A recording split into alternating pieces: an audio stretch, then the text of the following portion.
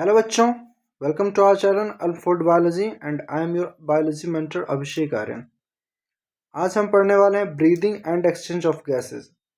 आपको पता होगा 11th के एनसीईआरटी में जब आप ह्यूमन फिजियोलॉजी देखते हो तो उसमें सबसे पहला चैप्टर जो है आपका breathing and exchange of gases ही है। हालांकि मैंने इससे पहले एक और चैप्टर पढ़ा रखा है इस चैनल पर जिसका नाम है बॉडी फ्लूइड एंड सर्कुलेशन। ठीक है, और चूंकि ये पहला चैप्टर है और उस हिसाब से अगर कोई बच्चा पहले के लेक्चर्स नहीं देखे हैं और अगर जस्ट इस चैनल पर नया आया है तो आप यहाँ से भी शुरू कर सकते हो। ठीक है, और चूंकि हर एक चैप्टर की अलग अलग बातें होती हैं तो कुछ भी चैप्टर ऐसा नहीं है कि आप मतलब इसको पढ़ने के लिए कुछ और ऐसी चीज़ों की ज़रूरत होती है, तो बिल्कुल नहीं होगी। तो यहाँ से आप भी एकदम स्टार्ट भी कर सकते हो और जो बच्चे सर्कुलेशन बॉडी फ्लूइड पढ़ के आए हैं वो भी एकदम देखें। ठीक है, तो पहले मैंने सीक्वेंस में उसको पहले रखा था, फिर इसके बाद मैंने breathing and exchange of gases लिया है। ठीक है, तो आइए इस चैप्टर पे हम लोग कंप्लीट बातें करने वाले हैं और आपको जो बच्चे पहले से जुड़े हुए हैं लगातार उनको पता होगा कि हमारा पढ़ाने का क्या तरीका है। तो हम जो नीट के बेसिस पे जितने भी कंटेंट होती हैं, ठीक है, आपके एनसीईआरटी बायोलॉजी के हिसाब से जो एनटीए ने सिलेबस दे रखा है, तो हम लोग हर एक चीज़ डिस्कस करते हैं क्लास में, क्लास के अंदर ही नोट्स बनाते हैं। मैं भी लिखता हूँ और आपको भी लिखनी है, नोट्स बनानी है। और जहाँ जहाँ जितनी एक्सप्लेनेशन की ज़रूरत होगी, हर एक चीज़ बहुत ही लेंदी अपना चैप्टर होता है। ठीक है, तो उतनी ही अच्छे से डिस्कशंस होती हैं जैसे आप ऑफलाइन में कहीं भी पढ़ते होंगे या फिर पढ़े होंगे। तो वहाँ आपको पता होगा कि एक चैप्टर कितने मतलब ऑलमोस्ट 8-10 दिन तक चलता है। रोज़ थोड़ी थोड़ी पढ़ाई होती है एक एक चैप्टर करके। तो यहाँ कोई ऐसा नहीं है कि इस चैप्टर के अंदर मैं पूरी टॉपिक एक ही दिन में डिस्कस कर लूँगा। ऑब्वियसली एज यूजुअल 1 से 1.5 घंटे की लेक्चर होगी और उसमें हम लोग शुरुआत के कुछ फेजेस है ना डिस्कस करने वाले हैं आज breathing and exchange of gases के। इसमें कुछ इंट्रोडक्शन और कुछ देखते हैं कहाँ तक हम लोग इसमें आगे बढ़ पाते हैं। ठीक है, तो मेन जो अपना है वो नीट के हिसाब से पढ़ने वाला है और एनसीईआरटी आपकी प्रेफरेंस होती है नीट के लिए। ठीक है, तो जितना भी कंटेंट है एक एक करके हम लोग हर एक चीज़ पढ़ने वाले हैं। तो बहुत ही अच्छे से breathing and exchange of gases को यहाँ से हम स्टार्ट करने वाले। तो ये बहुत ही वेरी फर्स्ट लेक्चर होने जा रहा है आपका breathing and exchange of gases का। एंड आई रिपीट कि अगर जो बच्चे नए हैं, है ना, जिन्हें ये चैप्टर देखनी है, ठीक है, तो एकदम आप सभी का बहुत ही वेलकम है। और जो बच्चे पहले से देखते आ रहे हैं उन्हें तो करना ही है। ठीक है, तो breathing and exchange of gases हम लोग अब स्टार्ट करते हैं। चलिए आइए। सो जैसा कि नाम सजेस्ट कर रहा है breathing and exchange of gases, आप सभी ने पहले भी टेंथ से पहले भी और 11th में तो अगर आए होगे या फिर 11th करके आए होगे फिर नीट की तैयारी करने के लिए, तो 11th में भी पढ़ रखे होगे। और जस्ट अगर अभी आप 11th में आए हो तो 11th की ह्यूमन फिजियो में ये पहली चैप्टर होती है। ठीक है, तो जैसे कि नाम सजेस्ट करता है आपका breathing and exchange of gases, आप सभी को पता है, हम लोग शुरुआत से ही पढ़ते आ रहे हैं कि हम ऑक्सीजन लेते हैं, कार्बन डाइऑक्साइड छोड़ते हैं। ठीक है, इतना सबको पता है। ऑक्सीजन लेते हैं और कार्बन डाइऑक्साइड छोड़ते हैं। तो एक्चुअली ये जो प्रोसेस हो रही होती है ना, उस जिसमें कि हम ऑक्सीजन को कैसे कैसे अपने नाक से होते हुए कैसे ये लंग्स तक जाता है और फिर कार्बन डाइऑक्साइड जो है सो लंग्स से कैसे नाक से बाहर फिर वापस आ जाता है हमारे इन्वायरमेंट के अंदर। ठीक है, तो ये एक्चुअली प्रोसेस होता है, बहुत ही बेसिक सी बात है, सभी को पता होगी। तो बट इसमें बहुत कहानियाँ हैं। ठीक है, बहुत सारे चीज़ें जुड़ी हुई हैं और हर एक चूँकि अब आप हायर स्टडीज़ की तरफ बढ़ते जा रहे हो और नीट एक कॉम्पिटिटिव एग्ज़ाम होता है और 11th में बहुत ही सिलेबस थोड़ा वास्ट भी हो जाता है। तो इसमें एकदम पुर्जा पुर्जा खोलने वाले हैं हम लोग। ठीक है, तो आइए पहले हम ब्रीदिंग की बात करते हैं। और चूंकि इसमें ब्रीदिंग एंड एक्सचेंज जो है ना, एक्सचेंज ऑफ गैसेस, तो हम लोग ये इतना ही तक पढ़ने वाला है। ये एक कॉन्सिक्वेंसेस को लीड करता है, दैट इज योर रेस्पिरेशन। ठीक है, तो breathing and exchange of gases से ही काम नहीं चलने वाला है। ठीक है, इस बात को समझो आप। इससे पहले शायद आपने इसको जो है सो बहुत ही अच्छे से रिलेट नहीं कर पाया होगा या आपने सोचा नहीं होगा। तो आप खुद सोचो कि अगर हम ऑक्सीजन ले रहे हैं, ठीक है, तो उस ऑक्सीजन का फाइनल पर्पस क्या है। ठीक है, अगर आपने ऑक्सीजन लिया और कह रहे हो कि कार्बन डाइऑक्साइड छोड़ा, तो ये जो कार्बन डाइऑक्साइड आप छोड़े हो वो बना कहाँ था, आपको छोड़ने की जरूरत क्यों पड़ी, और ऑक्सीजन जो आप ले रहे हो उस ऑक्सीजन का आपकी बॉडी करेगी क्या।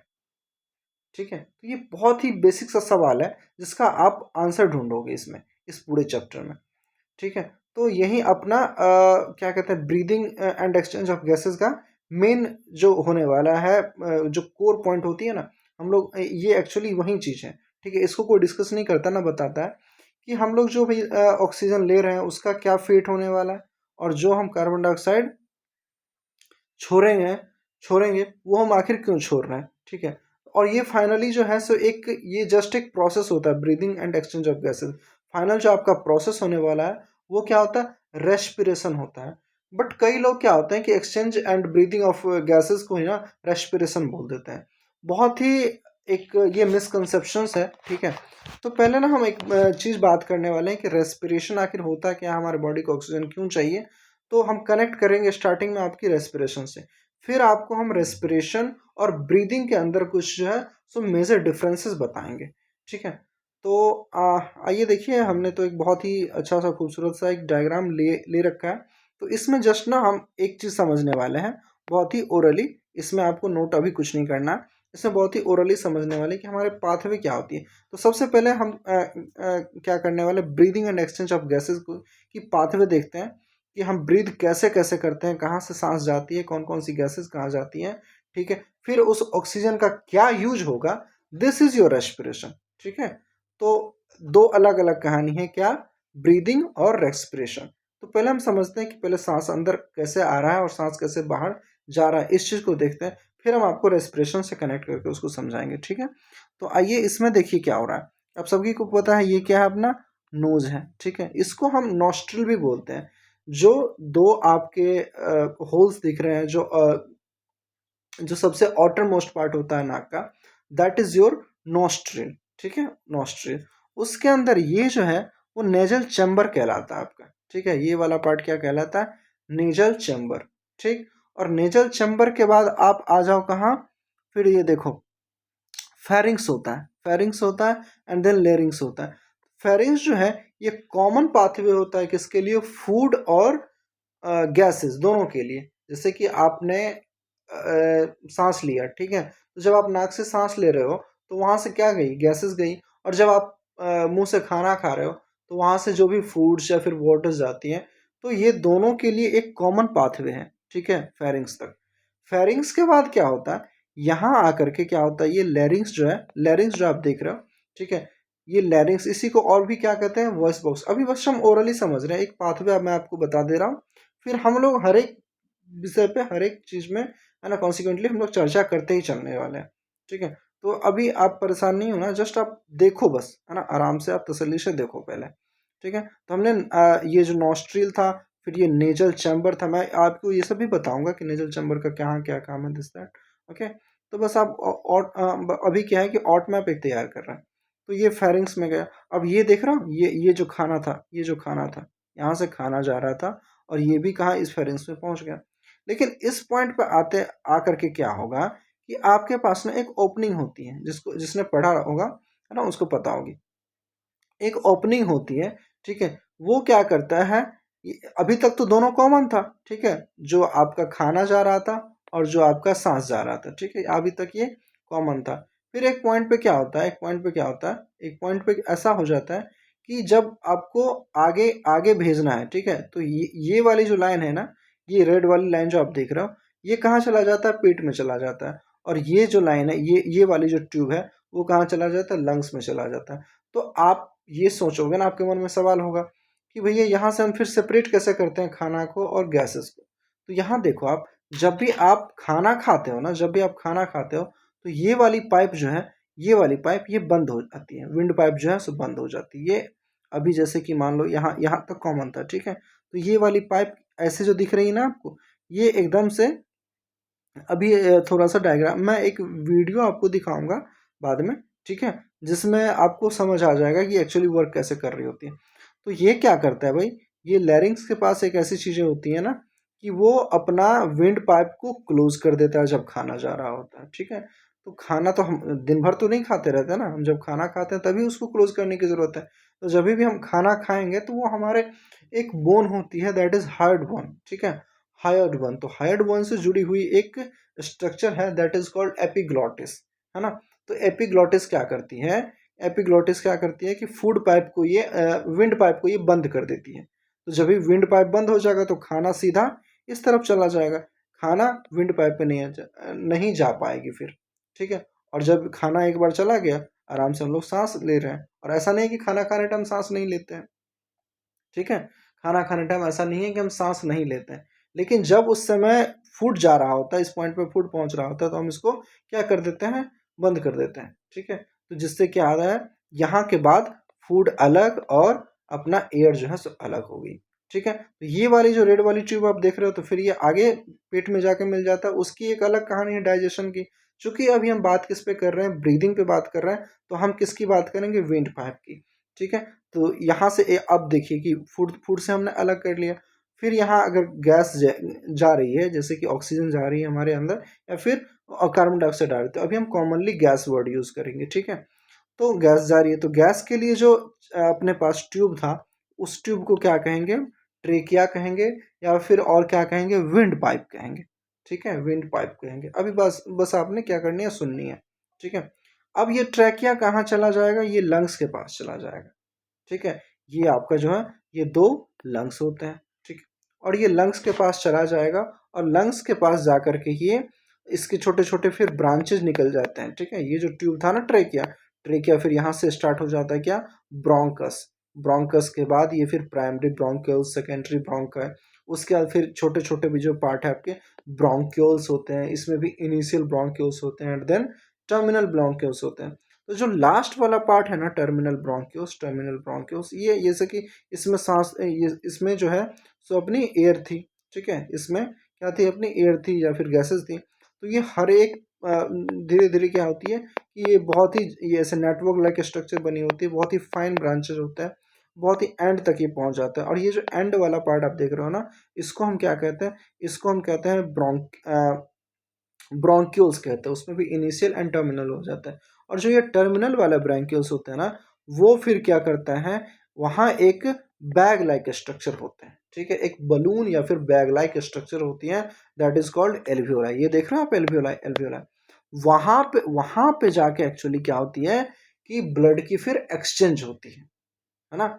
और फिर एक तरफ अगर ये ऑक्सीजन लेके आ रहा है, तो ऑक्सीजन ऑक्सीजन फिर ब्लड में मिल जाएगी, और वो ब्लड जो है सो फिर हार्ट के पास चली जाएगी। और जो हार्ट से डीऑक्सीनेटेड ब्लड आ रही होती है, जो बच्चे पढ़े होंगे, जो बच्चे पढ़े होंगे सर्कुलेशंस, ठीक है, उस उनको पता होगा कि पल्मोनरी आर्टरी से डीऑक्सीनेटेड ब्लड जो गया था, वो कार्बन डाइऑक्साइड इसको, एल्वियोलाई को दे देगा।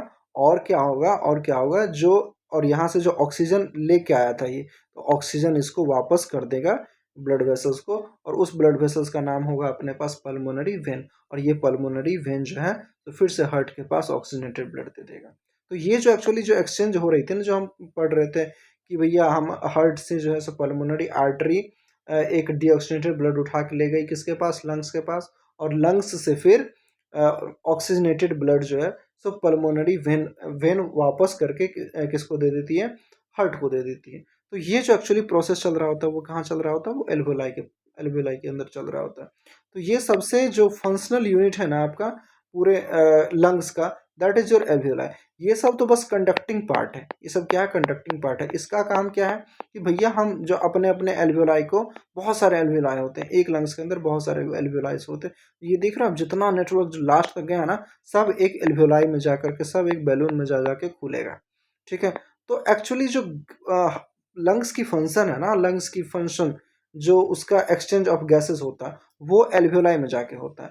तो ये अभी तक आपने क्या देखा कि मतलब हमने जो भी सांस लिया, ठीक है, उसके अंदर जो ऑक्सीजन थी जिसको अंदर जाना था, वो अंदर कैसे जाएगा, इन पाथवेज के थ्रू जाएगा। और सिमिलरली जो कि मैंने बताया था कि अभी डीऑक्सीनेटेड ब्लड था, तो यही जो है, यही एल्वियोली, वो डीऑक्सीनेटेड में से कार्बन डाइऑक्साइड ले लेगा, और वापस से फिर इसी रास्ते फिर ऐसे जा जाके फिर वो नाक से बाहर कर देगा। तो इतना जो प्रोसेस हमने आपने सुना अभी और देखा, ठीक है। तो यही आपका क्या है, ये आपका ब्रीदिंग है। अभी हम जस्ट सांस ले रहे हैं, ठीक। अब सोचो कि ऑक्सीजन ऑक्सीजन तो ये ब्लड लेके गया और किसको दे दिया, हार्ट को दे दिया।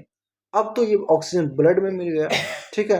अब उस ऑक्सीजन का क्या क्या काम होगा, ठीक है, हर एक टिश्यू को ऑक्सीजन चाहिए होती है, हर एक सेल को ऑक्सीजन चाहिए होती है, हमारे बॉडी के हर एक सेल को ऑक्सीजन चाहिए होती है फंक्शन करने के लिए। ठीक है, तभी तो आपकी बॉडी जो लिविंग सेल्स है। कैसी है आपकी बॉडी? लिविंग सेल्स है। तो आपने हमेशा से पढ़ा होगा जो लिविंग सेल्स होते हैं उनको क्या जरूरत होती है? ऑक्सीजन की जरूरत होती है। तो हमारे बॉडी के हर एक सेल्स को ऑक्सीजन चाहिए, और ये ऑक्सीजन कौन पहुंचाती है? तो दैट इज योर ब्लड। ठीक है, तो ब्लड ने ऑक्सीजन पहुंचा दिया। अब टिश्यू क्या करती है ऐसा कि ऑक्सीजन को उसने यूज कर लिया और फिर उस ऑक्सीजन को कार्बन डाइऑक्साइड में बदल दिया। ठीक है, तो ये जो प्रोसेस होती है ना भाई, ये जो प्रोसेस होती है वो आपकी हो जाती है रेस्पिरेशन। ठीक है, तो मैंने बताया था कि ये अभी एक शुरुआत है। ब्रीदिंग और एक्सचेंज ऑफ गैसेस जो है वो एक शुरुआत है, और उसका फेट क्या होने वाला है। ठीक है, तो this will be your respiration. तो अभी आपको ओरली देख के या फिर सुन के समझ आ गया कि रेस्पिरेशन और ब्रीदिंग में क्या डिफरेंसेस होती है ना। जब गैस की एक्सचेंज की बात आ जाए, बस एक्सचेंज की बात, उसको कोई मतलब नहीं है कि हमारे सेल्स को ऑक्सीजन की जरूरत थी नहीं थी, किसको देना था, उसको कोई मतलब नहीं। उसने अपने जितने भी ऑक्सीजन इसने लिए, ये अपना जा करके हार्ट को दे दिया। ठीक है, हार्ट को डायरेक्ट नहीं, यहाँ एक ब्लड वेसल्स आती है। ठीक है, यहाँ एक ब्लड वेसल्स आती है, वो इसके सारे ऑक्सीजन ऑक्सीजन को अपने ब्लड में घुला करके कहाँ ले जाती है? हार्ट में ले जाती है। उसके बाद कहाँ क्या होगा नहीं होगा वो बात की चीज है। तो हमें इस चैप्टर में ना, इस चैप्टर में बस हमें इसी के बारे में पढ़ना है। ओनली किसके बारे में पढ़ना है? Breathing and exchange of gases. इसलिए चैप्टर का नाम क्या रखा है? Breathing and exchange of gases. और इसके बाद जो ऑक्सीजन का काम होता है ना, एक्चुअली टिश्यू और सेल्स जो इस ऑक्सीजन से यूटिलाइजेशन लेती है, दैट इज योर रेस्पिरेशन। ठीक है, तो ये कॉमन मिसकंसेप्शन हो रही है। जो बच्चे breathing and exchange of gases को ना रेस्पिरेशन कह देते हैं, या फिर इसको रेस्पिरेटरी पाथवे भी बोला जाता है। ठीक है, तो ये इसीलिए थोड़ा सा कंफ्यूजिंग होता है। ठीक है, मैं मिसकॉन्सेप्शन भी नहीं बोलूंगा। ठीक है, क्योंकि ये ऑफ कोर्स ये क्या है, रेस्पिरेटरी सिस्टम है अपना, तो कोई दिक्कत भी नहीं है उसमें, है ना। क्योंकि ऑक्सीजन की हम बात कर रहे हैं और उस ऑक्सीजन का आगे चलकर यूज होना है। और अगर आप में से किसी ने अगर प्लांट फिजियोलॉजी पढ़ रखा होगा, तो प्लांट फिजियोलॉजी में फोटोसिंथेसिस के बाद एक चैप्टर आती है, that is your respiration in plant. ठीक है, रेस्पिरेशन इन हायर प्लांट। और वहां पे जो रेस्पिरेशन प्लांट के अंदर हो रही है ना, एग्जैक्टली सेम रेस्पिरेशन हमारे अंदर भी होगी। ठीक है, वैसी रेस्पिरेशन जो है सो हमारे अंदर भी हो रही होती है। हर एक सेल्स हमारे हर एक सेल्स को जो है ऑक्सीजन की ज़रूरत होती है, और यही ऑक्सीजन फिर कार्बन डाइऑक्साइड बनाती है, और वही कार्बन डाइऑक्साइड फिर हार्ट में पहुंचती है ब्लड के थ्रू, और फिर वही हार्ट जो है तो ये डीऑक्सीनेटेड ब्लड को, जिसमें कार्बन डाइऑक्साइड है, वो वापस किसको कर देती है? लंग्स में कर देती है। एंड देन यही जो है तो कार्बन डाइऑक्साइड फिर वापस बाहर चला आता है। तो हम लोग क्या करते हैं कि हम लोग सांस में ब्रीद इन करते हैं एंड ब्रीद आउट करते हैं। ठीक है, तो ये जो ब्रीद इन था, जो हम सांस अंदर ले रहे थे, ठीक है, तो उसमें हम क्या ले रहे थे? ऑक्सीजन ले रहे थे। और बाहर जो कह रहे थे that is your carbon dioxide. तो ये बेसिक जो इस चैप्टर का आउटलाइन है ना, एक आउट मैप है जहां से आप सोचना शुरू करोगे, एक विजुअलाइजेशन है, वो अभी अभी तक क्लियर हो गया आपका। ठीक है, अगर कुछ कंफ्यूजन्स रही होंगी इस रेस्पिरेशन को लेकर, ब्रीदिंग को लेकर के, तो थोड़ा सा ये समझ आ गया होगा कि हाँ, कि respiration and breathing is two different thing. ठीक है, इज टू डिफरेंट थिंग, दोनों ही रिलेटेड हैं। ठीक है, एक दूसरे के कॉम्प्लीमेंट्री हैं, ये भी ठीक है कि अगर ब्रीदिंग नहीं होगा तो रेस्पिरेशन कहाँ से करोगे, है ना। और ब्रीथिंग करने का क्या फायदा जब आपको रेस्पिरेशन ही नहीं करनी। तो दोनों कहीं ना कहीं जुड़े हुए हैं, पर दोनों जो टर्म्स है वो आपके दोनों अलग अलग हैं। ठीक है, तो अभी आपने इस डायग्राम से इतना समझ लिया। आइए, इसमें दो पार्ट है, आपको पता है ब्रीदिंग के कौन कौन से? इनहेलेशन की हम सांस लेते हैं, और दूसरा क्या है? सांस बाहर छोड़ते हैं। तो इन दो पार्ट को हम जस्ट एक फ्लो डायग्राम के हिसाब से देखने वाले हैं। देखो क्या होता है कि air containing oxygen enter the nose. ठीक है, तो अब अभी आपका सवाल होगा, या फिर हमेशा से ये चीज़ें दिमाग में बैठी होंगी कि भैया ये क्यों होता है कि हम ऑक्सीजन ही ले पाते हैं, है ना। हमने तो हवा लिया था, है ना, हमने हवा लिया था, तो हमने ऑक्सीजन ही हमारे अंदर क्यों गया, है ना सवाल। और कार्बन डाइऑक्साइड ही बाहर क्यों होता है? तो देखो भाई, ये क्या है कि हमारे बॉडी के अंदर और जो एनवायरनमेंट है, आउटर एनवायरनमेंट है, वहाँ के अंदर, वहाँ और हमारे बॉडी के अंदर क्या होती है कि एक प्रेशर का डिफरेंस होता है। ठीक है, प्रेशर का क्या होता है? डिफरेंस होता है। तो हवा में तो बहुत सारी गैसेस हैं, लेकिन हमारे अंदर जो चाहिए वो क्या है? ऑक्सीजन चाहिए। तो ऑक्सीजन की प्रेशर बाहर ज़्यादा होती है, हमारे बॉडी के अंदर थोड़ी कम होती है। तो ये ऑक्सीजन जो है सो हाई प्रेशर से क्या हो जाती है, लो प्रेशर की तरफ मूव कर जाती है और हमारे नाक से होते हुए, हमारे ट्रेकिया से होते हुए फिर वो कहाँ चली जाती है, लंग्स में चली जाती है। ठीक है, तो जस्ट ये किसकी वजह से हो रहा है, प्रेशर डिफरेंस की वजह से हो रही है। और वहीं आप कार्बन डाइऑक्साइड, तो कार्बन डाइऑक्साइड भी बाहर है ना, बाहर के दुनिया में, बाहर के एनवायरनमेंट में आपके आसपास कार्बन डाइऑक्साइड भी है। तो भैया कार्बन डाइऑक्साइड हमारे नाक के अंदर क्यों नहीं जाती, है ना, ऐसा क्या हमारे नाक के अंदर में है जो पूरे एयर को छान लेती है और बस ऑक्सीजन को ही जाने देती है। That is your pressure difference. हाँ, कुछ अगर धूल कण है, पार्टिकल्स हैं, है ना, कुछ बहुत सारे माइक्रो ऑर्गेनिज्म है, वो भी चले जाते हैं, तभी तो कभी आपको इन्फेक्शंस होते हैं, तबीयत आपकी खराब हो जाती है ना, कहीं आपको खड़ास हो जाता है गले में, कहीं लंग्स में कुछ निमोनिया हो जाते हैं, है ना। तो इन तरह की बीमारियां होती हैं, वो एक अलग बात है। लेकिन जनरल एक हेल्दी इंसान के अंदर आप अगर अगर आप बहुत सही जगह पे हो, मतलब ऐसे पॉल्यूटेड एरियाज में नहीं हो, बहुत ही डस्ट वाले इलाके में नहीं हो, जस्ट आप एक normal breathe in and breathe out कर रहे हो, तो उसमें ऑक्सीजन ही अंदर जाएगा और कार्बन डाइऑक्साइड ही बाहर आएगा। क्यों? क्योंकि प्रेशर डिफरेंसेस होती हैं। तो जहां से प्रेशर जिसकी ज्यादा होती है, जैसे कि एक दो टैंक ले लेते हैं अपना, ठीक है, मैं एक जस्ट समझाने के लिए बता रहा हूँ कि प्रेशर डिफरेंस अगर किसी को ना समझ आ रहा हो तो, है ना। यहाँ मैंने दो टैंक ले लिया, ठीक है, दो टैंक ले लिया, दो टैंक ले लिया, है ना। तो अभी ये देखो, इसके अंदर हमने पूरा पानी भर दिया, ठीक है, इसके अंदर हमने पूरा पानी भर दिया और इसको क्या रखा, खाली रखा। फिर कुछ देर बाद हम क्या करते हैं, कुछ देर बाद हम इसकी जो है सो थोड़ी सी ओपनिंग यहाँ बना देते हैं, ठीक है, इसकी ओपनिंग हम यहाँ बना देते हैं।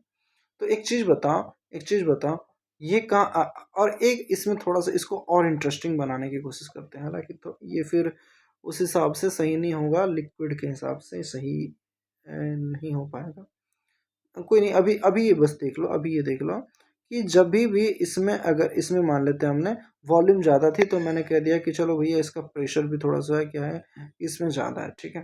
तो ये जो है, जभी भी आप, और इसके अंदर कुछ नहीं है, तो ये इधर से इधर ही तो फ्लो करेगा ना, ठीक है, इधर से इधर फ्लो कर जाएगा। तो यही चीज़ हो रहा होता है कि बाहर की दुनिया में क्या है कि ऑक्सीजन ज़्यादा है और हमारे अंदर कम है, तो हमारे अंदर जो है बाहर की दुनिया से ऑक्सीजन आ जाती है, ठीक है। और ये अमाउंट की बात नहीं हो रही, यहाँ पे प्रेशर की बात हो रही है। जब भी हम गैस की बात करेंगे तो हम प्रेशर की बात करेंगे, ठीक है। जब भी आप जैसे टायर में हवा भरवाते हो या फिर बैलून के अंदर एयर को आप फिल करते हो, ठीक है, तो हर एक चीज़ जो रिलेटेड होती है ना, जब भी आप गैस की बात करोगे तो दैट इज़ योर प्रेशर, ठीक है। तो प्रेशर का डिफरेंस होता है गैस के टर्म में, ठीक है। तो अभी आप ये मत बोल देना कि पूरी दुनिया की कार्बन डाइऑक्साइड जो है, तो क्या हमारे कार्बन डाइऑक्साइड से कम ही है? नहीं, जो बाहर की कार्बन डाइऑक्साइड की जो प्रेशर होती है ना, प्रेशर क्या होती है, फोर्स अपॉन एरिया, इस तरह की चीज़ आपने पढ़ा होगा, ठीक है। तो तो वो एक अलग कहानी, फिर उसमें मैं जाना नहीं चाहता, वो जस्ट प्रेशर होती है ना, किसी के जैसे कि पानी आप आपने गार्डन पाइप में देखा होगा कि प्रेशर बढ़ाने से कैसे वो एकदम वो तेजी तेजी से निकलने लगता है, ठीक है। तो यही चीज़ है, जस्ट प्रेशर का डिफरेंस है कि जहाँ भी प्रेशर ज़्यादा होगी, है ना, और इसमें भी फिर अब मैं थोड़ा-सा एक्सटेंड हो जाऊँगा अगर ऐसा बोलूँगा तो, पार्शियल प्रेशर टर्म होती है ना? अभी आप कैसे समझोगे कि पूरे दुनिया में, पूरे वातावरण में, आपके एटमॉस्फेयर में कौन-कौन से गैसेज़ हैं, है ना? बहुत सारे गैसेज़ हैं ना, ऑक्सीजन, कार्बन डाइऑक्साइड, नाइट्रोजन, है ना? जितने भी आपने पढ़े होंगे, अदर बहुत सारे गैसेज़ हैं, मीथेन है, ये है, कार्बन के जितने भी ये ऑर्गेनिक कंपाउंड्स होते हैं, वो वाले गैसेज़ हैं, ठीक है? तो इसमें हम ऑक्सीजन की ही बात क्यों कर रहे हैं? अगर ऑक्सीजन की बात कर रहे हैं तो ऑक्सीजन का जो प्रेशर होता है ना, वो फिर पार्शियल प्रेशर के टर्म में होता है। सब कुछ बताया जाएगा। इसमें जो है सो इस चैप्टर में सब कुछ बताया जाएगा कि बाहर ऑक्सीजन की कितनी प्रेशर है और फिर अंदर हमारे अंदर कितनी प्रेशर है। फिर कार्बन डाइऑक्साइड की कहाँ पे कौन-सी प्रेशर है। तो हर एक चीज़ हम लोग डिस्कस करने वाले हैं, ठीक है? देखो अभी थोड़ा-सा लंबा चला गया, ये बस इंट्रोडक्शन में है ना? अभी हम लोग कंटेंट शुरू भी नहीं किए हैं। ठीक है, तो आई होप आपको क्लियर होगा। ये जो आपकी अगर डॉट है, मैंने तो क्रिएट करा ना डॉट, अगर आपकी पहले से भी डॉट थी, है ना, कि भैया हम ऑक्सीजन ही क्यों ले रहे हैं, कार्बन डाइऑक्साइड ही क्यों छोड़ रहे हैं, तो एक ही जवाब है इसका, प्रेशर डिफरेंस, ठीक है। बाकी धीरे धीरे सब कुछ क्लियर होता जाएगा। तो अभी मैं तभी से जो भी लेक्चर दे रहा हूँ, है ना, तो वो जस्ट इंट्रोडक्शन के लिए कि आपको इस चैप्टर को सोचना कहाँ से है, समझना कहाँ से, आपके दिमाग में एक कौन सी किस तरह की इमेज बननी चाहिए, है ना। तो ये सब बातें थी, ठीक है। तो आइए हम थोड़ा सा देखते हैं कि इनहेलेशन और एक्सहेलेशन क्या होती है और इसकी पाथवे क्या बनी हुई है हमारे बॉडी के अंदर, ठीक है। तो ये देखो, जब भी आप इनहेल करते हो, है ना, ऐसे करके सांस लिया आपने, ठीक है, तो जितने भी एयर के अंदर ऑक्सीजन थे वो आपके नाक के अंदर चले गए। फिर वो नाक से कहाँ जाएगा, फेरिंग्स के अंदर जाएगा। फिर कहाँ जाएगा, लेरिंग्स के अंदर जाएगा, ठीक है। Larynx is your wind pipe, ठीक है। मतलब और ये जो है सो वॉइस बॉक्स भी कहलाती है, यहीं से आपकी गले से आवाज़ भी आती है, ठीक है। So that is larynx. उसके बाद ये विंड विंड पाइप को ट्रेकिया बोलते हैं, ठीक है। विंड पाइप को ट्रेकिया, ट्रेकिया में चला गया। फिर ये ब्रोंकियल ट्री, ये पूरा जो है ना यहाँ से यहाँ तक देख रहे हो, ये सब पूरा ब्रोंका है। इसके भी हम ना पुर्जा पुर्जा खोलने वाले ट्रैकिया के अंदर क्या क्या होते हैं, फिर ब्रोंकियल के अंदर क्या क्या होती हैं, फिर एल्वियोलाई के अंदर क्या क्या होते हैं, ठीक है। तो फाइनली ये यहाँ पे एक इस तरह के जो है सो जितने भी लास्ट वाले ब्रोंकियल्स है ना, वो जो खुलती है दैट इज योर एल्वियोलाई, ठीक है। तो एल्वियोलाई में जाकर खुल गए। फिर वही एल्वियोलाई से कार्बन डाइऑक्साइड जो है सो लीव, ये देखो, air containing carbon dioxide leaves the alveoli. अब इस एल्वियोलाई के अंदर क्या फंसे हुए थे, कार्बन डाइऑक्साइड फंसे हुए थे। तो ये कार्बन डाइऑक्साइड कैसे वापस आएगा, ब्रोंकियल ट्री से, फिर ट्रेकिया से, फिर लैरिंग्स से, फिर फेरिंग्स से, देन बाहर की तरफ, ठीक है। तो इतनी बेसिक सी, एकदम बेसिक सी बातें आपको आई होप क्लियर हो गई होगी, ठीक है। तो आइए हम अब इस चैप्टर की शुरुआत करते हैं, ठीक है। और जहाँ से अपना ये चैप्टर शुरू हो जाता है, तो अभी हम बेसिक चीज़ पढ़ने वाला है आपका क्या, मैंने बता तो दिया दोनों का डिफरेंस, लेकिन हम शुरुआत करेंगे रेस्पिरेशन से, ठीक है। थोड़ा सा आप रेस्पिरेशन को समझो एक्चुअली क्या होती है, तभी आप यहाँ पर डिफरेंस क्रिएट कर पाओगे, ठीक है। तो अभी आप एक मिनट के लिए या फिर आधे मिनट लगेंगे, आप रेस्पिरेशन की डेफिनेशन लिखो हमारे साथ, ठीक है, फिर बात करते हैं। चलो, हेडिंग लगाओ, रेस्पिरेशन।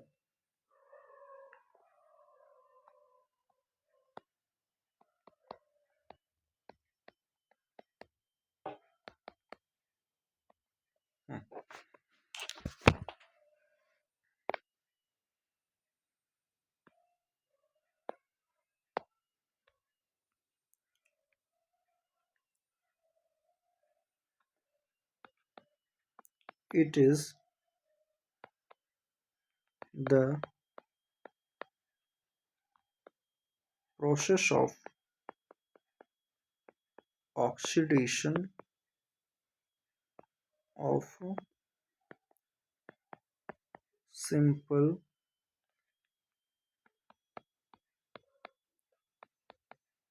nutrients and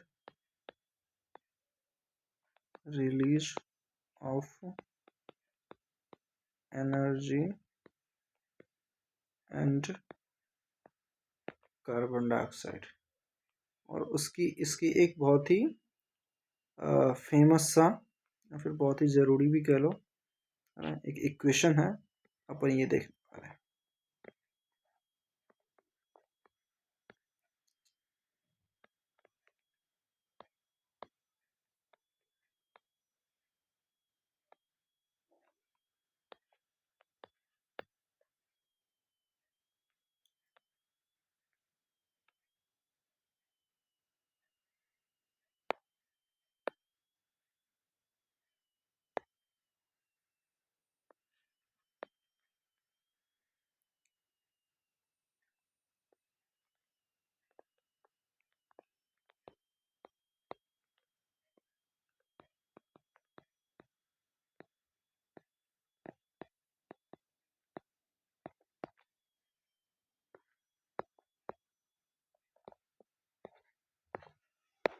चलो देखो, लिख लिया आपने, लिख लिया, लिख लिया, ठीक है।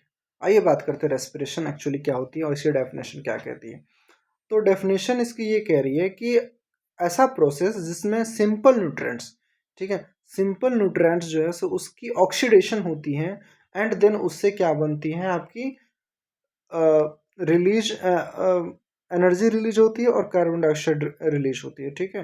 तो ऑक्सीडेशन टर्म में ही आपको दिख रहा होगा कि यहाँ ऑक्सीजन की यूज हो रही होती है, ठीक है। ऑक्सीजन की क्या होती है, यूज हो रही होती है। तो जैसा कि देखो, सिंपल न्यूट्रिएंट्स का भी मतलब आपको पता होगा, जैसे कि कार्बोहाइड्रेट हो गए, तो उसके कार्बोहाइड्रेट एक कॉम्प्लेक्स है, तो उसकी जो सिंपलेस्ट फॉर्म होती है दैट इज योर ग्लूकोज, है ना। अभी हम लोग अगर जिसने भी पढ़ा होगा तो फिर तो सही है, बायोमोलिकुल्स में देखने वाले, जैसे कि कार्बोहाइड्रेट है, है ना। तो कार्बोहाइड्रेट की जो स्मॉलेस्ट यूनिट्स होती हैं, जो मोनोमर्स होती हैं उसकी, दैट इज योर ग्लूकोज। तो इसलिए इसने सिंपल न्यूट्रिएंट्स लिखा है।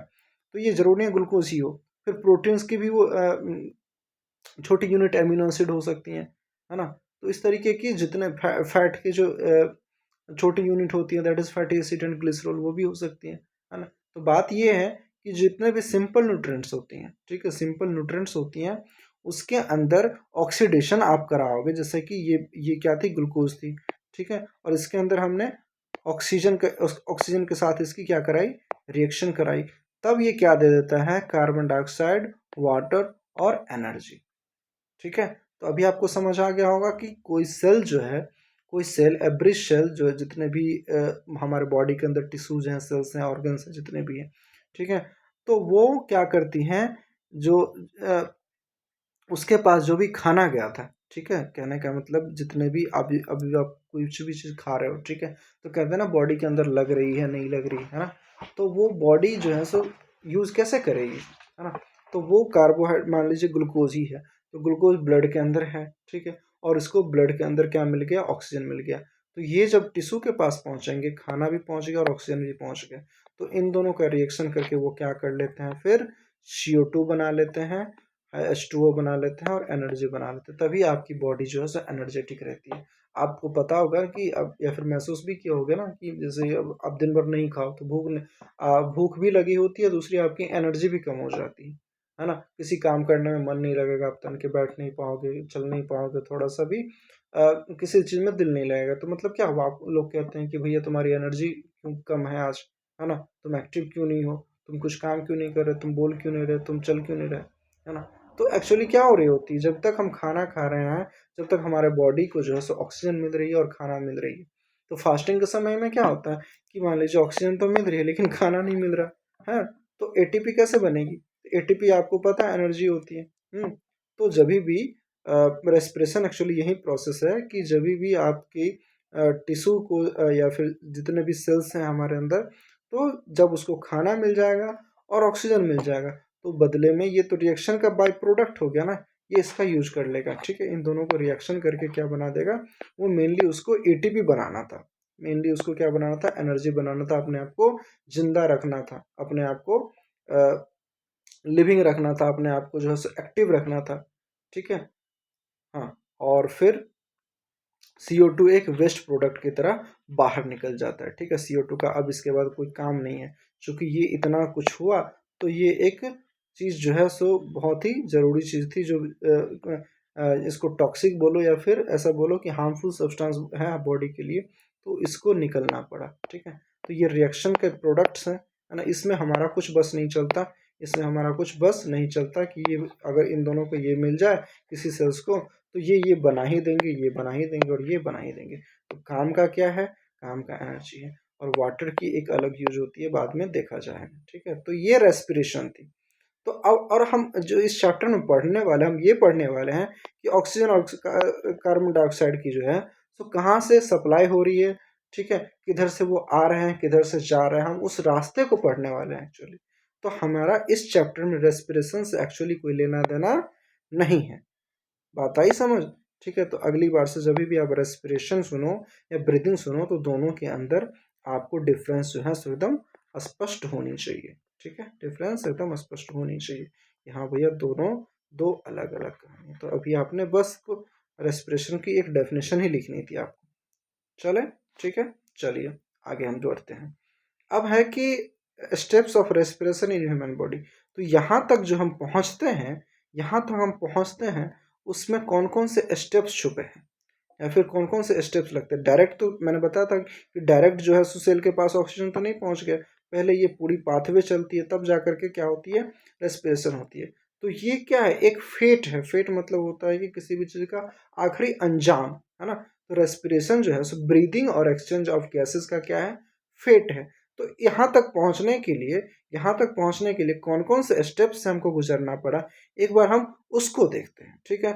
उसमें हमारा जब आएगा कि हाँ भैया, ब्रीदिंग एक पार्ट था, फिर एक्सचेंज एक पार्ट था, फिर वहाँ तक पहुँचाना एक पार्ट था, फिर इन दोनों के बीच में जो है सो एक गैस का एक्सचेंज कराना अलग चीज़ था, तब जा कर के सेल को ये खाना मिलेगा और तब ये क्या करेगा, रेस्पिरेशन करेगा। ठीक है, तो बात रेस्पिरेशन के सेलुलर लेवल पे हो रही है, लेकिन वहां तक पहुंचने में जो है सो कौन कौन से चीज़ों से हमें, कौन कौन से स्टेप्स को फॉलो करने पड़ते हैं, किन किन स्टेप से गुजरना पड़ता है हमें, हम इसकी बात करने वाले हैं। तो आइए एक आप हेडिंग लगाएंगे, क्या, steps of respiration in human body. Steps of respiration in human body. चलो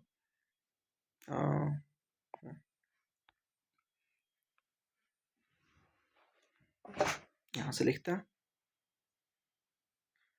यहाँ तक सबने लिख लिया? नहीं लिखा तो स्क्रीनशॉट ले लें आप। ठीक है जी, ओके।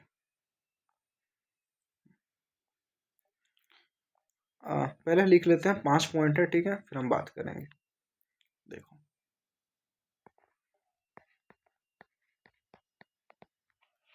आपको ये जब भी आपने वीडियो लेक्चर्स देखे होंगे यूट्यूब पे या फिर बैचेस के अंदर, किसी भी ऐप के अंदर, तो एक कॉमन सी प्रॉब्लम आती है कि भैया जब टीचर पढ़ा रहे होते हैं, है ना, फिर वो लिखने का टाइम नहीं देते, या फिर उनकी लेक्चर अगर 1 घंटे की है तो वो हमारे 2 घंटे 2.5 घंटे तक भी ख़त्म होती है।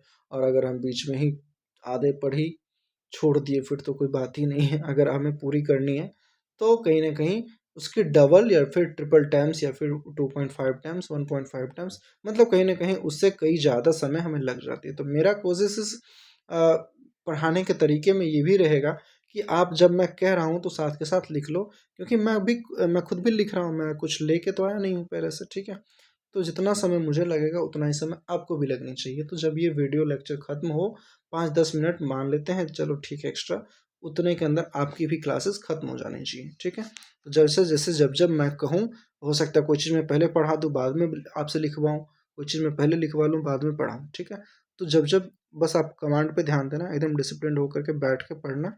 ठीक है, और एक एक चीज़ बात को समझते रहना, फॉलो करते रहना, और हर एक चीज़ सुनते रहना ध्यान से। ठीक है, क्योंकि मैं आपको दिख नहीं रहा हूँगा, तो बातों को सुनना बहुत ज़रूरी है। ठीक है, कुछ कुछ चीज़ें ऐसी होंगी जो मैं बोल दूंगा, नहीं लिख पाऊंगा, तो वो भी आप दाएं बाएं कहीं अपनी नोटबुक में लिख लेना। ठीक है, तो चलिए हम लिखते हैं अभी, और 5 पॉइंट लिखेंगे आराम से चुपचाप, और फिर हम उस पर डिस्कशन करेंगे। ठीक है, तो that is your steps of respiration in human body. So steps of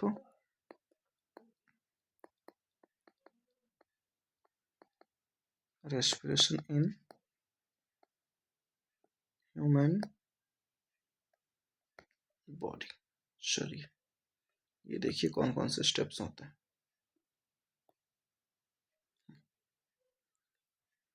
So the first one is,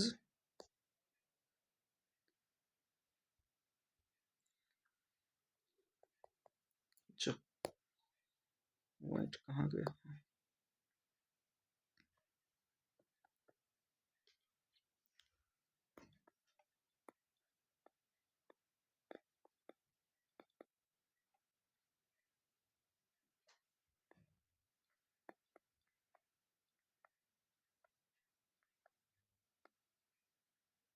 breathing और पल्मोनरी वेंटिलेशन।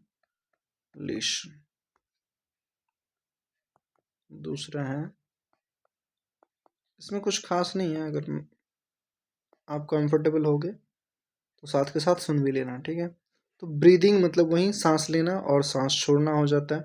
पल्मोनरी वेंटिलेशन इसलिए कहा क्योंकि पल्मोनरी जो वर्ड है ना, आपका किसके लिए यूज होता है, पल्मोनरी जो वर्ड है ना, हमेशा जहाँ भी पल्मोनरी आ जाए, ठीक है, पल्मोनरी जहाँ भी आ जाए, ये वर्ड यूज होती है आपकी लंग्स के लिए। ठीक है, पल्मोनरी वेंटिलेशन यूज होती है वर्ड किसके लिए, लंग्स के लिए। ठीक है, तो यहाँ मैं लिख देता हूँ, pulmonary word is used for lungs. और वेंटिलेशन आपने देखा होगा कि आपके घरों में वेंटिलेटर जरूर होते हैं। ठीक है, किसके लिए, कि जो हवा है ना, जैसे कि गर्म हवा हम चाहते हैं रूम से बाहर जाता रहे, ठीक है, और ठंडा हवा हमारे रूम के अंदर आए, है ना। तो वेंटिलेशन मतलब जो मेनली जो इसका बेसिक काम है वो एक्सचेंज ऑफ गैसेज ही है। तो इसीलिए हमने लंग्स के अंदर जो भी एक्सचेंज ऑफ गैसेज होती हैं, हमने सेम चीज़ बोला इसको, ब्रीदिंग या फिर लंग्स वेंटिलेशन। ठीक है, दूसरी चीज़ है आपकी exchange of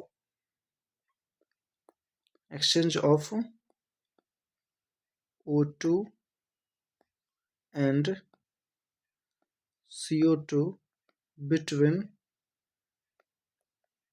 alveoli and blood.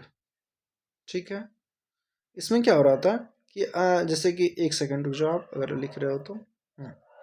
ये देखो, इसमें देखो, ये हम फाइनली कहाँ तक पहुँच रहे थे, इस पूरे रास्ते से आते आते हम फाइनली कहाँ तक पहुँचे थे, कहाँ तक पहुँचे थे, एल्वियोलाई के अंदर पहुँचे थे। और मैंने बताया था कि यहीं पे जो है सो हार्ट से जो भी मान लो ब्लड आ रही होती है एक्सचेंज कराने के लिए, डीऑक्सीडेटेड ब्लड अगर आई तो इसने अपने कार्बन डाइऑक्साइड यहाँ दे दिया, और यहाँ जो ये ऑलरेडी ऑक्सीजन लेके आया था, तो ऑक्सीजन वाला चीज़ जो है सो लेके कहाँ चला गया, ये हार्ट के पास चला गया। ठीक है, दोनों की वेसल्स अलग अलग होती है, वन इज पल्मोनरी आर्टरी, दूसरा इज पल्मोनरी वेन। ठीक है, तो यहाँ हमने लिखा है, यहाँ मैंने लिखा है कि exchange of O2 and CO2 between alveoli and blood. ठीक है, तो ये एक्चुअली उसी जगह की बात हो रही है कि एल्वियोलाई जो थी आपकी, एल्वियोलाई जो थी, तो यहाँ पे जो है कार्बन डाइऑक्साइड, इसकी ब्लड वेसल्स ने क्या दे दिया इसको, कार्बन डाइऑक्साइड, और दूसरी ब्लड वेसल्स ने ऑक्सीजन यहाँ से ले लिया। ठीक है, तो यही चीज़ है, ये जो एक्सचेंज कहाँ हो रही थी, O2 की और CO2 की कहाँ हो रही थी, एल्वियोलाई और ब्लड के बीच में हो रही थी, है ना। तो दूसरी स्टेप आपकी ये हो गई। चलो अब हम तीसरी स्टेप देखते हैं क्या है। ठीक है, किसी को कोई दिक्कत तो नहीं है यहाँ तक, आराम से सुनेंगे हम लोग, आराम से लिखेंगे। ठीक है, किसी भी चीज़ की ना मुझे जल्दी है ना आपको होनी चाहिए, अगर आप बहुत ही ढंग से चैप्टर को पढ़ने वाले हो तो। अगर आपने पढ़ रखा है, जस्ट रिविजन चाहते हो, फिर तो आपके लिए बहुत से यूट्यूब पे पढ़े होंगे। ठीक है, अनफैक्ट मैं भी लाऊंगा बाद में, एक बार मैं चाहता हूँ कि इन चीज़ों को हर एक चीज़ को, क्योंकि मैं पहली बार यूट्यूब पे कहीं पढ़ा रहा हूँ ऐसे।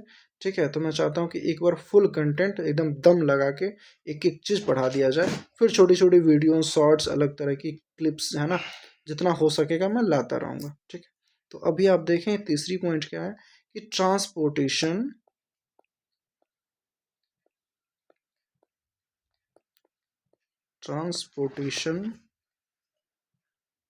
Of O2 and CO2 by blood. ठीक है, अब देखो एक, हाँ ठीक है, लिख लिया आपने, लिख लिया, हाँ देखो, transportation of O2 and CO2 by blood. ठीक है, तो अभी आपने देखा कि भैया एल्वियोलाई के पास जो है सो ऑक्सीजन और कार्बन डाइऑक्साइड की एक्सचेंज हो गई ब्लड के बीच में। ठीक है, अब ये जो ब्लड है ना, कहाँ तक ऑक्सीजन को ट्रांसपोर्ट करेगा, फिर कहाँ से CO2 को उठाएगा, उसमें कौन कौन से ब्लड वेसल्स इन्वॉल्व होंगे। हालांकि बहुत सारी चीज़ें हमने पढ़ रखी है सर्कुलेशन में, अगर जिसने नहीं पढ़ा होगा तो कोई घबराने की बात नहीं है। O2 एंड CO2 वाली चीज़ें जो हैं सो हम लोग एक्चुअली इसी में करने वाले हैं। मैं बस उसमें ब्लड पढ़ा के आया हूँ, तो ब्लड की ऑक्सीनेटेड डीऑक्सीनेटेड जो हार्ट से रिलेटेड चीज़ें थी वो मैं वहाँ ऑलरेडी बता चुका हूँ, बस इतनी बात है। बाकी इस चैप्टर में जितने भी ज़रूरी चीज़ें होंगी हम इसी में पढ़ने वाले हैं। तो कहने का मतलब अभी हम इस चैप्टर में पढ़ने वाले हैं कि O2 और CO2 के बीच जो O2 और CO2 की जो ट्रांसपोर्टेशन होती है ना, वो भी बहुत ही इंटरेस्टिंग है, और इसकी तो बहुत अच्छी कहानी है, आगे चल के हम लोग डिस्कस करेंगे। ठीक है, अभी तो बस हम नाम जान रहे हैं। ठीक है, कि एक ट्रांसपोर्टेशन होना है इसका, कहाँ, ब्लड में। तो ये चीज़ आपकी एक हो गई। चलिए चौथी चीज़ क्या है, अभी हमने एक्सचेंज कहाँ करा था, एल्वियोलाई के अंदर करा था। ठीक है, किसकी, ऑक्सीजन और CO2 की। अब ये ऑक्सीजन लेकर के कहाँ तक जाना है इसको, ये जो ब्लड जो इसके ऑक्सीजन उठाएगा फिर हार्ट को देगा, हार्ट जो पंप करेगा, फिर उसको फाइनली कहाँ तक पहुँचना है, फाइनली इसको ब्लड क्या कहते हैं, हर एक टिश्यू सेल्स के पास तक पहुँचना है। तो यही चीज़ हम लिखने वाले हैं कि अब क्या होना है, देखो, exchange of gases between blood and tissues या फिर सेल्स लिख लो। ठीक है, बात है ना, क्लियर। देखो वही चीज़ है कि अब हम कहाँ पर एक्सचेंज करने वाले हैं। एक बार हमने एल्वियोलाई के पास एक्सचेंज कर लिया, है ना, उसको ऑक्सीजन दे दिया, सॉरी इससे ऑक्सीजन ले लिया और उसको कार्बन डाइऑक्साइड अपना दे दिया, पूरे बॉडी की कार्बन डाइऑक्साइड जो है सो हमने उसको दे दिया, लो भैया अब तुम इसको बाहर फेंको, ये हमारे लिए वेस्ट है, काम की कोई चीज़ नहीं है। ठीक है, फिर से जो भी ऑक्सीजन तुम लेके आए हो वो मुझे दे दो। तो एक एक्सचेंज आपने वहाँ देख लिया था एल्वियोलाई के अंदर। अब जो इस ऑक्सीजन को फाइनली इसका फेट कहाँ था पहुँचने का, दैट इज़ योर टिश्यू या सेल्स, ठीक है। तो उस टिश्यू के पास जा करके क्या होगा, ये ऑक्सीजन दे देगा उसको, ठीक है। और ये टिश्यू क्या करेगा, इसी उसके पास मान लो खाना रहेगा और फिर ऑक्सीजन मिल जाएगा, तो इससे फिर क्या करेगा वो, कार्बन डाइऑक्साइड प्लस एनर्जी और कुछ वाटर निकलते, वाटर वेपर के फॉर्म में निकलते हैं, वो उसी के काम आता है, ठीक है। तो ये एटीपी तो उसको जनरेट करना ही था, उसको जिंदा रहना था, यही काम था, इसीलिए उसको ऑक्सीजन चाहिए थी, तो उसको मिल गई। तो ये जो और फिर कार्बन डाइऑक्साइड उसके खाने के दरमियान ही बन जाता है ना, जो वो बॉडी जो है सो उसकी यूज कर रही थी, तो यूज में जो रेस्पिरेशन कर रही थी, उसी जो यूज है उसी प्रोसेस को हम क्या कर रहे थे, रेस्पिरेशन कर रहे थे, अभी हम पढ़ के आए। तो उसी रेस्पिरेशन के दौरान जो बाई प्रोडक्ट में आपका कार्बन डाइऑक्साइड है, एक वेस्टफुल सब्सटेंस होती है, वो रिलीज होता है, और इसी CO2 को हमें क्या करनी है, अब बाहर फेंकनी है। तो एक एक्सचेंज कहाँ हो रहा होता है, टिश्यू और सेल के बीच, ठीक है। तो यहाँ तक क्लियर है सबको, है ना। अब एक बार उसने जो सेल्स थे, ये जो टिश्यूज थे, उसने ऑक्सीजन ले लिया, तो अब वो सेल्स और टिश्यू क्या परफॉर्म करेंगे, that is your cellular respiration, ठीक है, सेलुलर रेस्पिरेशन, है ना, सेलुलर रेस्पिरेशन। तो फाइनली हम कहाँ पहुंच गए, सेलुलर रेस्पिरेशन पे पहुंच गए। तो अभी हमने क्या बोला था आपको, स्टेप्स ऑफ रेस्पिरेशन, मतलब रेस्पिरेशन तक होने में कितनी स्टेप्स से हमें गुजरना पड़ता है, this is your complete list, ठीक है। चले चलें आगे। एक बार अब हम कंफ्यूजन आगे थोड़ा सा और भी क्लियर करते हैं, थोड़ा टेक्निकली कुछ कुछ चीज़ें जानते हैं ब्रीदिंग और रेस्पिरेशन के बारे में। तो अब बताओ, ब्रीदिंग वर्ड क्लियर है यहाँ तक, ये ब्रीदिंग हो गई आपकी, ये क्या हो गई, देखो ये ब्रीदिंग हो गई, है ना, और ये रेस्पिरेशन हो गई, ठीक है। तो इतना अभी तक आई होप सभी को ये चीज़ें क्लियर हो गई होंगी, ठीक है। कोई आपसे पूछे ब्रीदिंग और रेस्पिरेशन में क्या डिफरेंस है, तो आपको ये ना लगे कि अरे भैया दोनों तो एक ही चीज़ें हैं, है ना, आप थोड़ा सा उसको समझा सको। दोनों में कुछ सिमिलैरिटीज़ हैं, सिमिलैरिटीज़ क्या है कि वो एक दूसरे पर डिपेंडेबल है, ठीक है, और जो डिफरेंसेस हैं वो भी आप थोड़ा उसको समझा सकें, क्लियर। तो एक बार हम छोटा सा एक टेबल बनाते हैं, उसमें ब्रीदिंग और रेस्पिरेशन को लेकर के जितनी भी और कन्फ्यूजन्स हैं वो हम क्लियर करते हैं, ठीक। यहाँ आप देख लो, इसको लिख लेना, क्लियर। चलो एक आप टेबल बनाएंगे,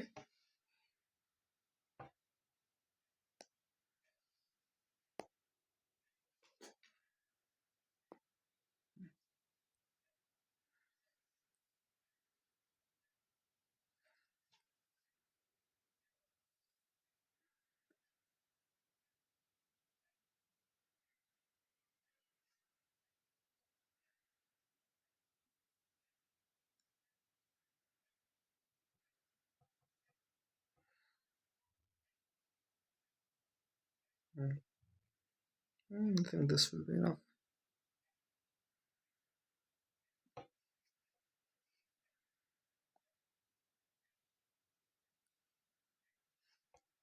So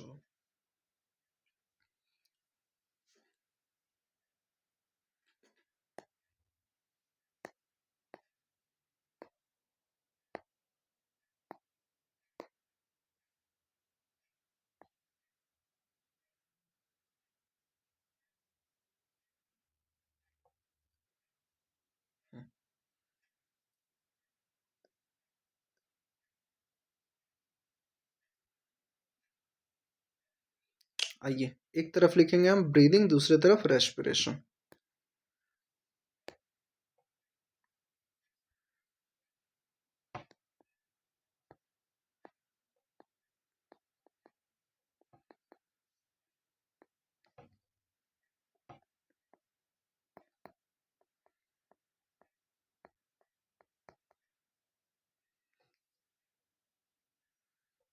ठीक है। पहला पॉइंट,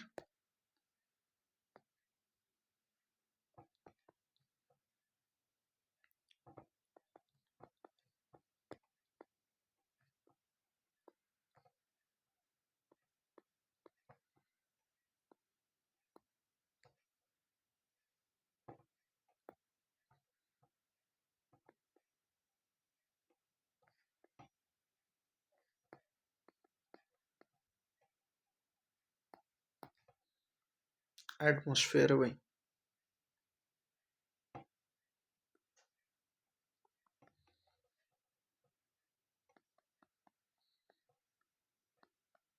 लिखो आप पहले, फिर बात करते हैं।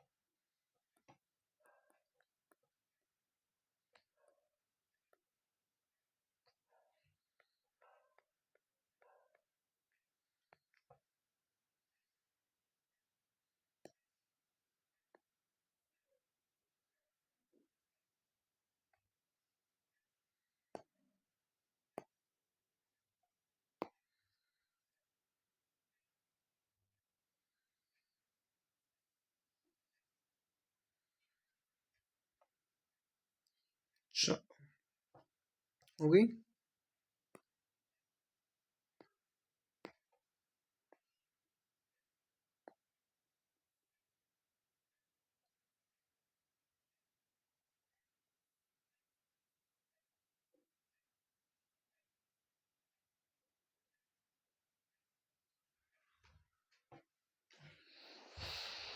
ठीक है भैया, लिख लिया।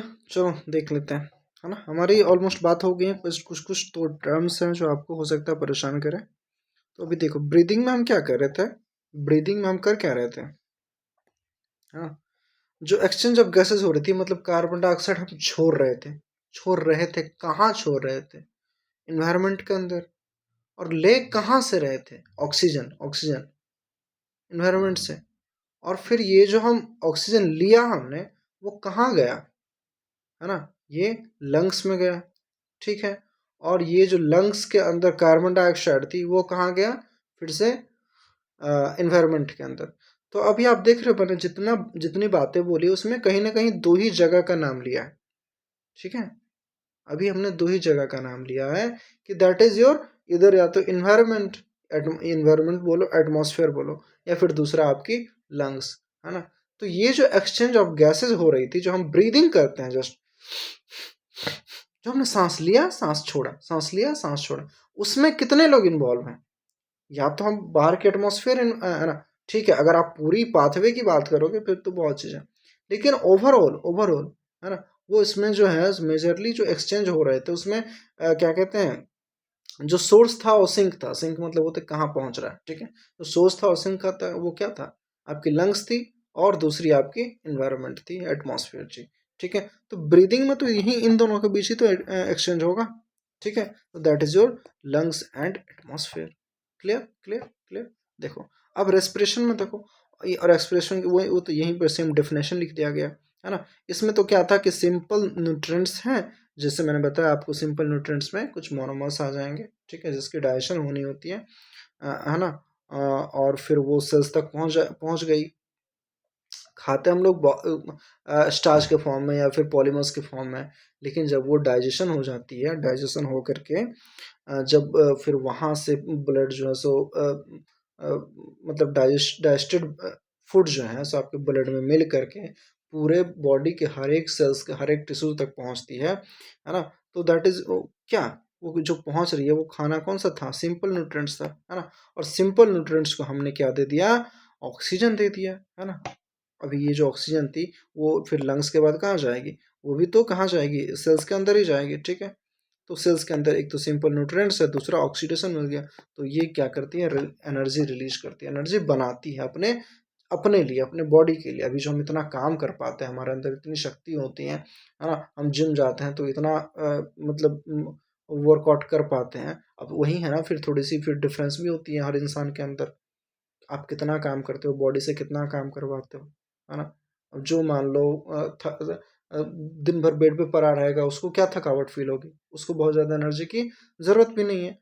लेकिन जिस जो ज़्यादा हैवी वर्कआउट करते हैं या फिर कोई काम करते हैं फिजिकली, उसकी बॉडी इन्वॉल्व होती है किसी काम में, उसकी बॉडी थकती है ना। तो थकती है तो उसको एटीपी चाहिए ना, उसको एनर्जी चाहिए, तो उसको उतनी ज़्यादा फूड सप्लीमेंट की ज़रूरत होती है ना। तो आपने देखा होगा कि मतलब जब आप थोड़े से ढीले ढाले पड़ जाते हो, सोए रहते हो, तब आपको बहुत ज़्यादा ज़रूरत भी नहीं होती, है ना। लेकिन वहीं आप और मान लो खाने की ज़रूरत नहीं होती। और जब भी मान लो आप ऐसे भूखे हो, है ना, आपने कुछ खाया नहीं, आपके अंदर कोई न्यूट्रिएंट्स नहीं है, और आप जिम चले जाओ, वर्कआउट करने चले जाओ, दौड़ने चले जाओ, तो फिर कर पाओगे क्या, नहीं ना। तो उसकी जो आपकी बॉडी की जो सेल्स है, उसको उतनी ऑक्सीजन नहीं मिल पाएगी, फिर वो उतना फूड नहीं मिल पाएगा, फिर वो इन दोनों के रिएक्शन से फिर वो अपना एटीपी नहीं बना पाएंगे। तो एनर्जी के लिए जो फाइनल बंदा रिस्पॉन्सिबल है ना, that is your what, that is ATP, है ना। यहाँ देखो पिक्चर में आया था ना एटीपी। तो हम सब कुछ ये सब कुछ कर रहे थे, किसके लिए, इसके लिए कर रहे थे, इसके लिए, ये एनर्जी बनाने के लिए, है ना। खाते हम क्यों, एनर्जी के लिए। अगर बॉडी से कोई काम को लेना ही नहीं हो, उसमें एनर्जी की खपत ही ना हो, तो हम फिर क्यों खाएंगे, है ना, क्यों हम ऑक्सीजन लेंगे, ठीक है। तो ये इन दोनों की मेजर डिफरेंस हो गई। और ये भाई फिजिकल प्रोसेस है। फिजिकल मतलब क्या होती है कि जिसमें कोई ना तो केमिकल इन्वॉल्व हो रहा है, जस्ट हम किए जा रहे हैं, है ना, जो बॉडी स्वतः कर रही है ना। इसमें कुछ और मतलब मैं ये कहना चाह रहा हूँ कि ना तो एक बायोलॉजिकल प्रोसेस होती हैं, कुछ केमिकल प्रोसेस होती हैं, ठीक है। तो अभी इसमें ना कुछ भी खास इन्वॉल्व नहीं हुआ है, जस्ट आपकी बॉडी परफॉर्म कर रही है ना, बॉडी परफॉर्म कर रही है। आपने सांस लिया, सांस छोड़ा, तो जितने भी आपके मसल्स थे वो उसने क्या कहते हैं, उसने वर्क किया, ठीक है। आपके जो लंग्स थे, है ना, आपकी जो सांस ले रहे हो, तो जितने भी यहाँ से नाक से लेकर के लंग्स तक जितने भी पाथवेज हैं, ठीक है, तो वो सब कहीं ना कहीं अपना खुद का काम कर रहा है। That's why it is a physical process, मतलब आपकी बॉडी काम करे एक्चुअली, इसमें बहुत ज़्यादा किसी और की इन्वॉल्वमेंट नहीं है। लेकिन वहीं आप रेस्पिरेशन की बात देखोगे तो that is your biochemical process. इसमें कुछ बायोलॉजिकल चीज़ भी होती हैं और कुछ केमिकल चीज़ भी होती है, और इन दोनों की रिएक्शंस होती हैं, इन दोनों के बीच में आपस में बहुत सारी कहानियाँ होती है। That's why it is called that's why it is called biochemical, that is why it is called biochemical process, ठीक है। तो आप रेस्पिरेशन की जहाँ तक बात देखोगे तो उसमें इसको ऑक्सीजन चाहिए होता है, ऊपर से उसको खाना भी चाहिए होता है ना, तब जा करके ये एटीपी बनाते हैं। और इसमें देखो ये सब जो है सो मॉलिक्यूलर फॉर्म में है ना। तो ये सब आपकी कुछ केमिस्ट्री हो गए, कुछ बायोलॉजी हो गए, हाँ। तो इसीलिए इसको बायोकेमिकल, इसमें देखिए ये सारे केमिकल्स बन रहे हैं। एटीपी की अलग कहानी है, एडिनोसिन ट्राइफॉस्फेट, है ना। तो इसमें क्या क्या नहीं इन्वॉल्व है, देख रहे हो आप, है ना। बॉडी तो इन्वॉल्व है ही, है ना। और फिर इसीलिए इसको बेसिकली बायोकेमिकल वर्ड यहीं यहीं कहा गया है रेस्पिरेशन के बारे में। और जब रेस्पिरेशन चैप्टर पढ़ोगे ना वहाँ, तो फिजिको केमिकल वर्ड भी है कहीं शायद, है ना। तो वो सब भी हम देखेंगे, तो जस्ट अभी आप देख लो, इसको कुछ खास है नहीं, है ना। अब breathing is a part of respiration, respiration तक हमको पहुंचना है तो ब्रीदिंग से होकर के गुजरना ही पड़ेगा। और रेस्पिरेशन के लिए हम कुछ कह ही नहीं सकते, बहुत ही लंबी प्रोसेस है, दैट इज बहुत भास्ट इलेबोरेट प्रोसेस है, ठीक है। तो ये जस्ट बेसिक डिफरेंस है। अभी भी हम लोग इस चैप्टर के कोर पे नहीं आए हैं, है ना, जहाँ से हमें इस चैप्टर के लिए ही बात करनी थी, तो अभी भी हम लोग वहाँ तक नहीं पहुँचते। बट ठीक है, शुरुआत की इंट्रोडक्शन बहुत ज़रूरी होती है, तभी आपको थोड़ा सा आइडिया लगता है ना, कि आपको पढ़ना क्या है इस चैप्टर में, है ना। आप इस चैप्टर में एक्चुअली आपका मकसद क्या है पढ़ने का, तो ये सब चीज़ें क्लियर हो गई होंगी आई थिंक, ठीक है। तो अभी हम ना ये आपका जो रेस्पिरेशन तो नहीं, ये breathing and exchange of gases है। तो जब भी आपसे कोई पूछे, है ना, कि ये कौन से चैप्टर आप पढ़ रहे हो, तो जस्ट आपको बोलना है breathing and exchange of gases पढ़ रहा हूँ, ठीक है। तो ये चीज़ आपको देखनी है। चलो अभी हम इसकी बातें बाद में करेंगे। मैं बहुत चीज़ें जो है सब ढूंढ ढूंढ के लाया हूँ इंटरनेट से चुरा के। सबका काम होगा, सब चीज़ मैं दिखाऊंगा अभी, ठीक है। तो मैं सब गलत जगह पे इसको प्लेस कर लिया था। तो अभी हम आगे बढ़ते हैं और आप तब तक एक हेडिंग लगाओ। Heading is respiratory organs in different animals. Respiratory organs in different animals. जैसे आपको पता है ना हमारे अंदर कौन है, लंग्स हैं, ठीक। मेजर जो रेस्पिरेटरी ऑर्गन्स है वो कौन है, लंग्स ही है ना। ब्रीदिंग के लिए जो मेजर ऑर्गन है दैट इज योर लंग्स। तो अभी तो हम ह्यूमन की बात कर रहे हैं, हालांकि ये पूरी हम ह्यूमन फिजियोलॉजी में पढ़ रहे हैं। तो ये पूरी कहानी किसकी है, ये पूरी कहानी है आपकी, पूरी कहानी किसकी है।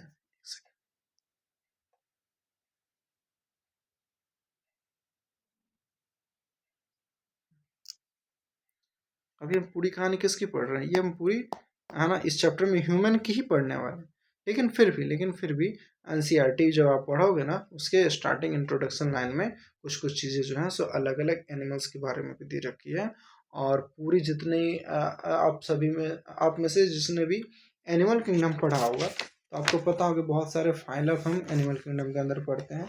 और उसी एनिमल किंगडम के हर एक फाइलम के बारे में जो है तो रेस्पिरेटरी ऑर्गन अलग से दे रखी है उसमें, ठीक है। जब भी आप एक एक ऑर्गन का एक एक फाइलम पढ़ोगे ना तो हर एक फाइलम में कुछ रेस्पिरेटरी ऑर्गन्स, कुछ सभी की जो है सो एक्सक्रीटरी ऑर्गन, सर्कुलेटरी ऑर्गन, कैसे कैसे किसमें क्या होता है हर एक बात दे रखी है, ठीक है।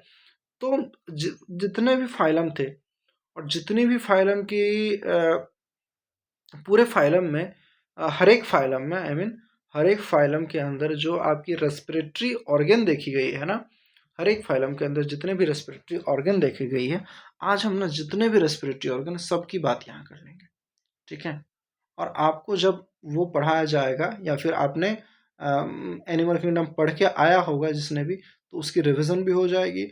और आप में से जो भी एनिमल किंगडम बाद में पढ़ने वाले हो या फिर मेरे अकॉर्डिंग पढ़ने वाले हो, तो एनिमल किंगडम जब पढ़ाई जाएगी तभी ना आपको ये सब चीज़ें याद करने की टेंशन और ज़्यादा नहीं होगी। आपको मैं रेफ़र कर दूंगा कि भैया जाओ जाके रेस्पिरेशन में वो वाली लेक्चर देखो, वो वाली पीडीएफ देखो, वहाँ सब कुछ पड़ी हुई है। और मैं यही चीज़ें दोबारा यही फ़ोटो बना करके मैं आगे भी पेस्ट करके ये चीज़ आपको बता दूंगा, ठीक है। तो चूंकि इस चैप्टर में है भी कुछ और कुछ इसमें नहीं भी है, लेकिन मैं पूरी एनसीईआरटी की जो अपने सिलेबस की है 11-12 दोनों मिला के है ना, जितना जितना जो भी लिखा हुआ है रेस्पिरेटरी ऑर्गन के बारे में खास करके, है तो बहुत सारी बातें, बट रेस्पिरेटरी ऑर्गन के बारे में जितनी भी बातें हैं हम लोग यहाँ पे आज कर लेंगे, ठीक है।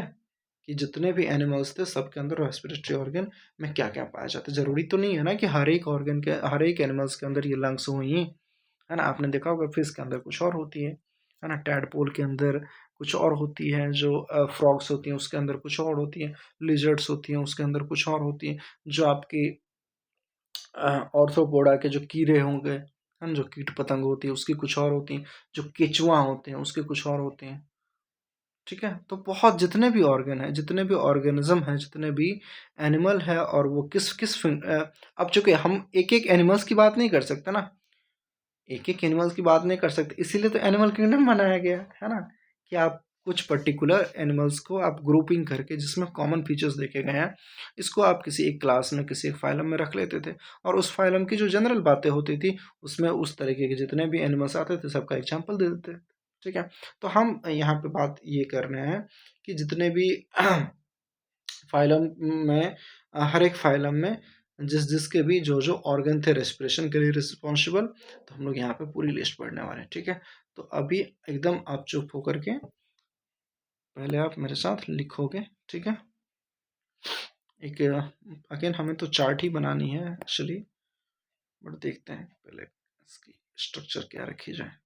पहले आप टॉपिक लगाओ, टॉपिक क्या लगाओगे।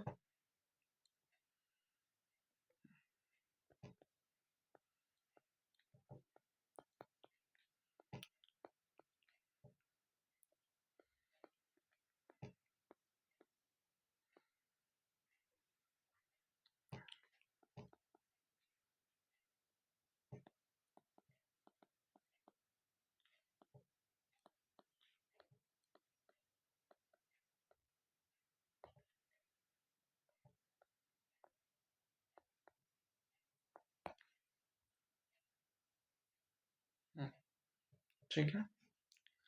अब बस 2 पार्ट करनी है टेबल की, हम शुरुआत यहीं से करेंगे।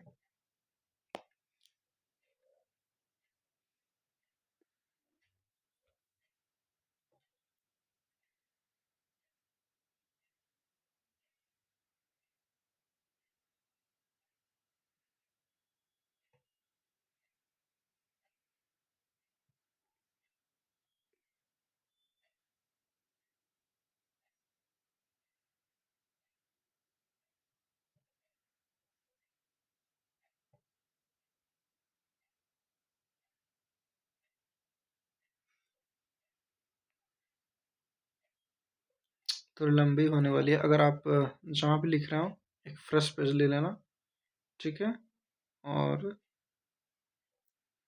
पूरी पेज में ही जो है ना वो लाइन आने देना, ठीक है, पूरी पेज में वो लाइन आने देना।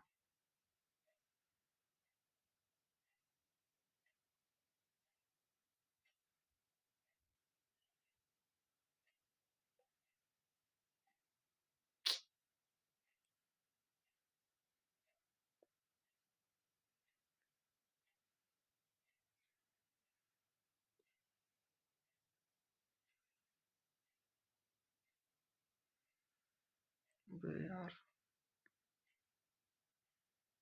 कहाँ क्यों जा रहा है?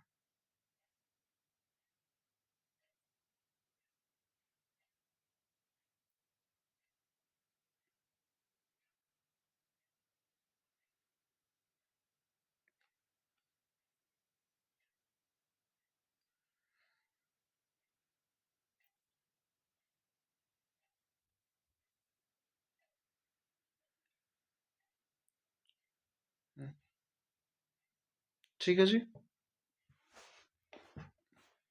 आइए।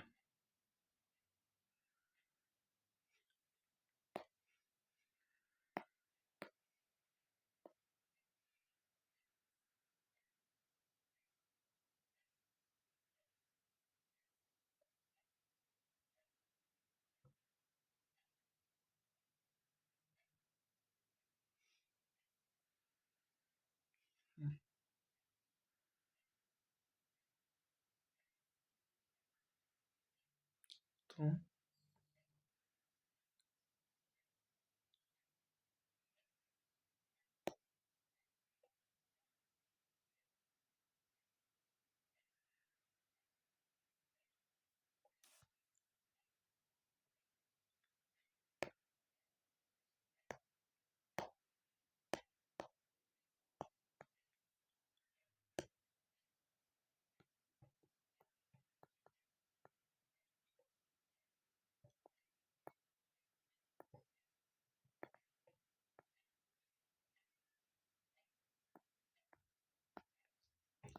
एक तरफ एनिमल्स और या फिर फाइलम की बात करने वाले हम लोग, दूसरी तरफ रेस्पिरेटरी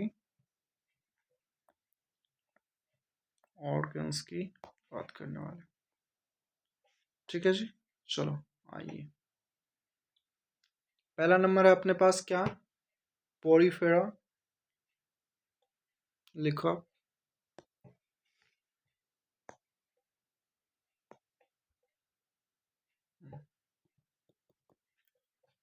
अगर सीक्वेंस आप में से किसी को याद हो, है ना, तो बढ़िया बात है यार, ना, उसी सीक्वेंस में हम लोग देखने वाले हैं। और ये भी जरूरी नहीं है कि सबकी अलग अलग होंगी, बहुत सारों की एक जैसी होती हैं। ठीक है, पोरीफेरा, सेलन, ट्रेटा, तीसरा जॉब टीनो,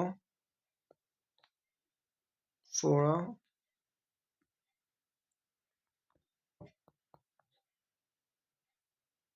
मैं आपको ये भी दिखाऊंगा एनसीईआरटी में कुछ कुछ चीज़ों के बारे में ही दी हुई है। ठीक है, तो एक दो किंगडम की वो बात कर लेता है और फिर पूछ कहीं से लेता है। ठीक है, तो बेटर हम लोग एक जगह जब हम ये पढ़ रहे हैं तो यहीं पे ये सारे काम ख़त्म कर लिए जाएं। कुछ भी भाई एक्स्ट्रा नहीं है, जिसको भी लगे कि एक्स्ट्रा है ना, आपके सिलेबस में से एक्स्ट्रा नहीं है, इस चैप्टर से कुछ एक्स्ट्रा ज़रूर होंगे, ठीक है। कहीं ना कहीं आपको नीट के लिए सब सब सब कुछ पढ़ना ही है, तो इसीलिए मेरा ये मानना है कि आप सब कुछ ये सब एक साथ ही पढ़ लें, ठीक है। तो देखो, ये जो पांचों है ना, पोरिफेरा हो गया, सेरेंट्रेटा हो गया, टिनोफोरा, प्लेटिहेल्मिन्थेस, एस्केल्मिन्थेस, ठीक है। ये जितने भी आपके नाम जो है, जिसने भी नहीं सुना हो पहली बार, तो डरना नहीं, ये सब नाम सुन के, ठीक है। ये सब क्या है कि जब आप एनिमल्स की पूरी डिवीजन देखते हो ना, किंगडम देखते हो, क्लासिफिकेशन देखते हो, तो इसमें एनिमल्स को कुछ फाइलम्स के अंदर बांटे गए हैं, ठीक है। तो जब एनिमल्स सबसे जो छोटे किस्म के एनिमल्स होंगे या फिर सबसे लोअर ऑर्गेनिज्म होंगे, दैट इज पोरिफेरा, और फिर उसके बाद जो धीरे धीरे उसमें इवोल्यूशन देखी गई, उसी क्रम में आगे बढ़ते बढ़ते सेलेंट्रेटा, टिनोफोरा, प्लेटिहेल्मिन्थेस, एस्केल्मिन्थेस, फिर धीरे धीरे धीरे हम लोग एनिमल्स या फिर मैमल्स, जो हम लोग हैं, ह्यूमन बींग्स हैं, या फिर जानवर जो आप देखते हो, है ना, जो मैमल्स देखते हो, तो ऐसे लोग भी आएंगे, ठीक है। तो इसकी जो शुरुआत हुई थी वो पोरिफेरा से हुई थी, ठीक है। तो अभी आप देखो, ये 5 ऐसे फाइलम हैं जिनके अंदर रेस्पिरेटरी ऑर्गन के लिए कुछ नहीं होते, ठीक है, कुछ होते ही नहीं है ना।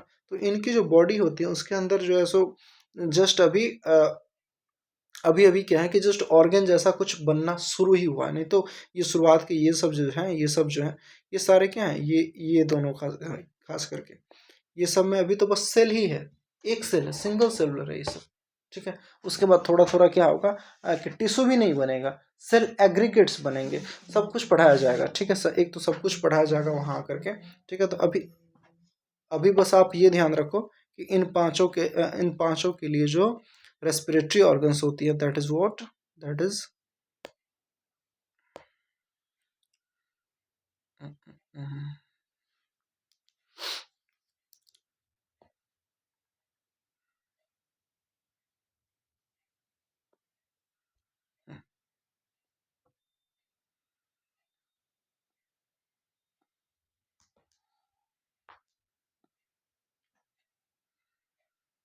कहाँ लिखा जा रहा है, कैसे इन पांचों के लिए एक चीज लिखना चाह रहा हूँ, बस नीचे लाइन में लिख लेते हैं।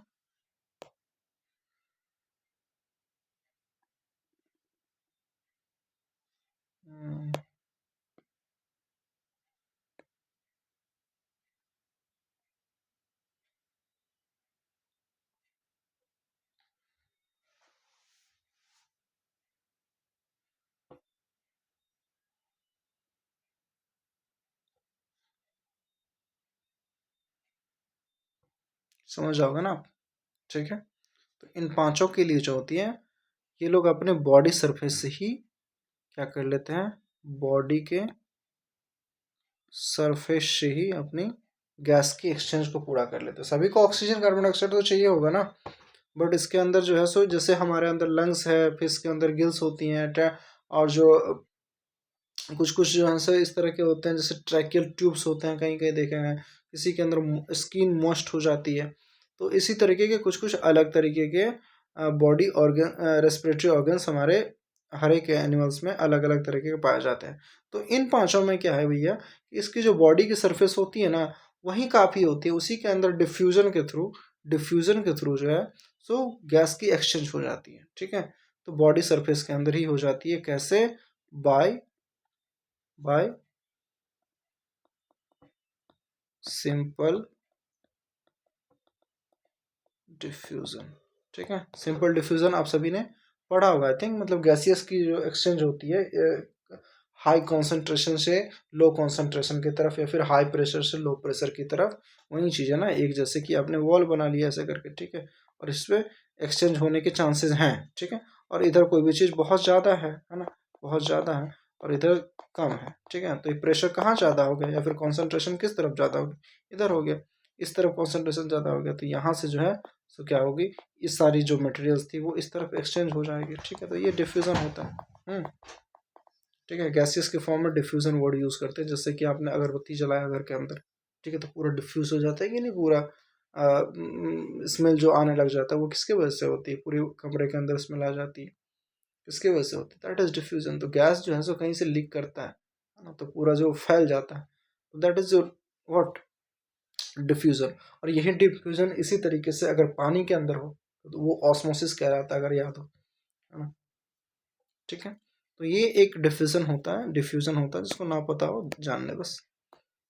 ठीक है जी, चलो।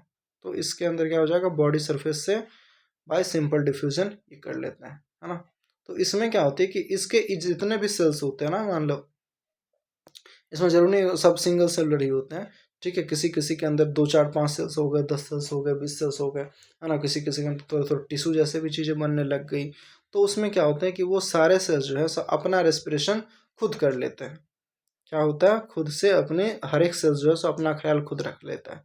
तो इसके लिए एक पॉइंट चाहो तो आप लिख लो, ठीक है, क्योंकि आगे जो एक टर्म आएगी उसमें हो सकता है कन्फ्यूजन हो। तो यहाँ लिख लो आप कि each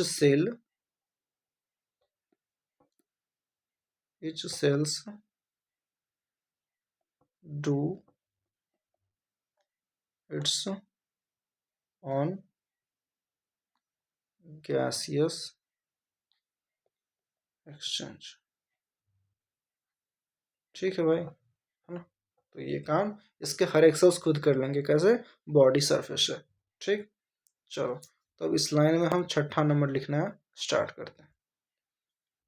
देखो छठे नंबर पे जो आपका फाइलम आता है दैट इज योर एनालिडा। इसके अंदर जो अर्थवॉर्म होती हैं, है ना, और क्या क्या होती है, लीच होती हैं, हीरोडिनेरिया आपके एनसीईआरटी में डायग्राम बनी हुई है। ठीक है, तो ऐसे जो ऐसे क्रॉलिंग होती है जो वॉर्म जैसी दिखती है। ठीक है, तो एनालिडा आपने देखा ही होगा, सभी ने देखा होगा। तो एनालिडा की बात करते हैं, ठीक है, अर्थवॉर्म। एनसीईआरटी के अंदर शायद ये अर्थवॉर्म के लिए लिखा हुआ है। ठीक है, तो एनालिडा आप अगर लिखो तो यहाँ पे अर्थवॉर्म भी लिख लेना, अर्थवॉर्म। हाँ, ये वर्मी कंपोस्ट जब आप बनाते हो तो अर्थवॉर्म उसमें डाले नहीं जाते। ठीक है, जब खेत जो जिसने भी खेत देखी होगी, तो खेत के अंदर जब मॉइस्चर होती है, जब उसमें हल चल रहा होता है, ट्रैक्टर चल रहा होता है, तो बहुत सारे कीड़े जो हैं ऐसे ऐसे ऐसे बहुत पिल्लू जैसे कीड़े सब जो है सब निकल रहे होते हैं, दैट इज व्हाट, अर्थवॉर्म। तो वो सारे आ जाते हैं किसके अंदर, एनालिडा के अंदर। आप सोचो वो रेस्पिरेशन कैसे करते हैं। ठीक है, तो हम बस ह्यूमन की पढ़ रहे हैं, लेकिन हमें जानना सबके बारे में। ठीक है, तो उसके अंदर जो रेस्पिरेशन हो रही होती है भाई, वो किससे होती है, उसके अंदर जो रेस्पिरेशन हो रही होती है वो होती है मॉइस्ट स्किन से, मॉइस्ट स्किन से। ठीक है, उसकी जो स्किन है ना, उसकी जो स्किन है, तो वो खुद रेस्पिरेशन उसका कर लेता है। ठीक है, तो इसको जब ये कोई भी ऑर्गेनिज्म जब अपनी रेस्पिरेशन कहाँ से करना शुरू कर दे, मॉइस्ट स्किन से, तो that is called cutaneous. Cutaneous word जो है सो हमेशा किसके लिए आती है, स्किन के लिए आता है। ठीक है जी, तो बायोलॉजी में ये थोड़ा सा वर्डिंग का ध्यान रखना है यार। जैसे कि पल्मोनरी मैंने बताया था, पल्मोनरी किसके लिए वर्ड यूज होगा, हमेशा लंग्स के लिए, है ना। अभी आप हॉस्पिटल में जाओगे तो बोलना पल्मोनरी विभाग में दिखाना है, इसका क्या मतलब होता है कि हमें लंग्स से रिलेटेड कुछ प्रॉब्लम है, तो वहाँ पल्मोनरी में जाओगे आप। ठीक है, आप हार्ट के लिए यूज़ करते हो वर्ड कार्डियक, है ना, तो कार्डियोलॉजी में जाते हो आप, है ना। तो ये सब चीज़ें थोड़ी सी ध्यान रखते चलना, अभी से धीरे धीरे सारी चीज़ें याद हो जाएंगी। ठीक है, जब आप आँख दिखाने जाते हो तो आप ऑप्थेल्मोलॉजी में जाते हो, तो ऑप्था वर्ड जहाँ दिख जाए इसका मतलब आँख से रिलेटेड, है ना। हेपेटिक वर्ड जहाँ दिख जाए इसका मतलब लिवर से रिलेटेड चीज़ें बात हो रही है कि नहीं। तो ये सब चीज़ें आपको धीरे धीरे इन सब चीज़ों पर कॉन्शियस रहना है कि मैं बोल रहा हूँ, अब मैं लिखाऊंगा थोड़ी आपको ये सब चीज़, इतनी चीज़ें। ठीक है,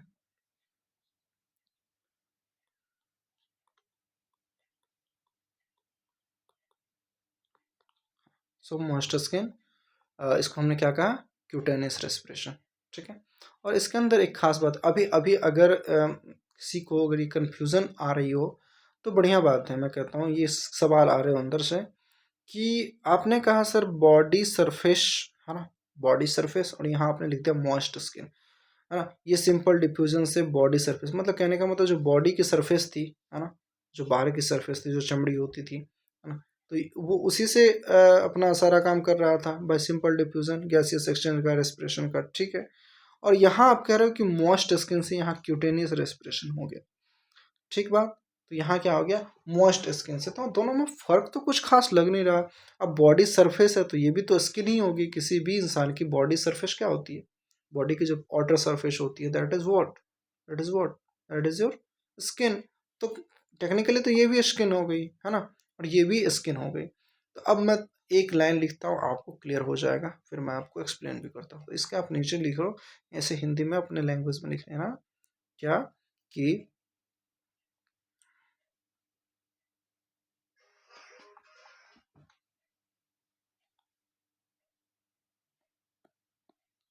स्किन से ब्लड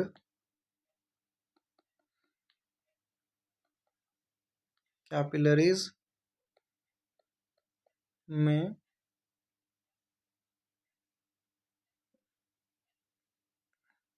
स्किन से ब्लड कैपिलरीज में ये गैसियस गैस जाएंगे, एंड देन फिर वहाँ से क्या होती है कि पूरी बॉडी ऑर्गन्स या फिर जितने भी बॉडी के उसके पार्ट्स है, तो हर एक बॉडी पार्ट्स में चला गया। तो पहले तो स्किन से ब्लड कैपिलरीज में, एंड देन ऐसे करके लिख लो, फिर वहाँ से फिर कहाँ, body, all body parts, all body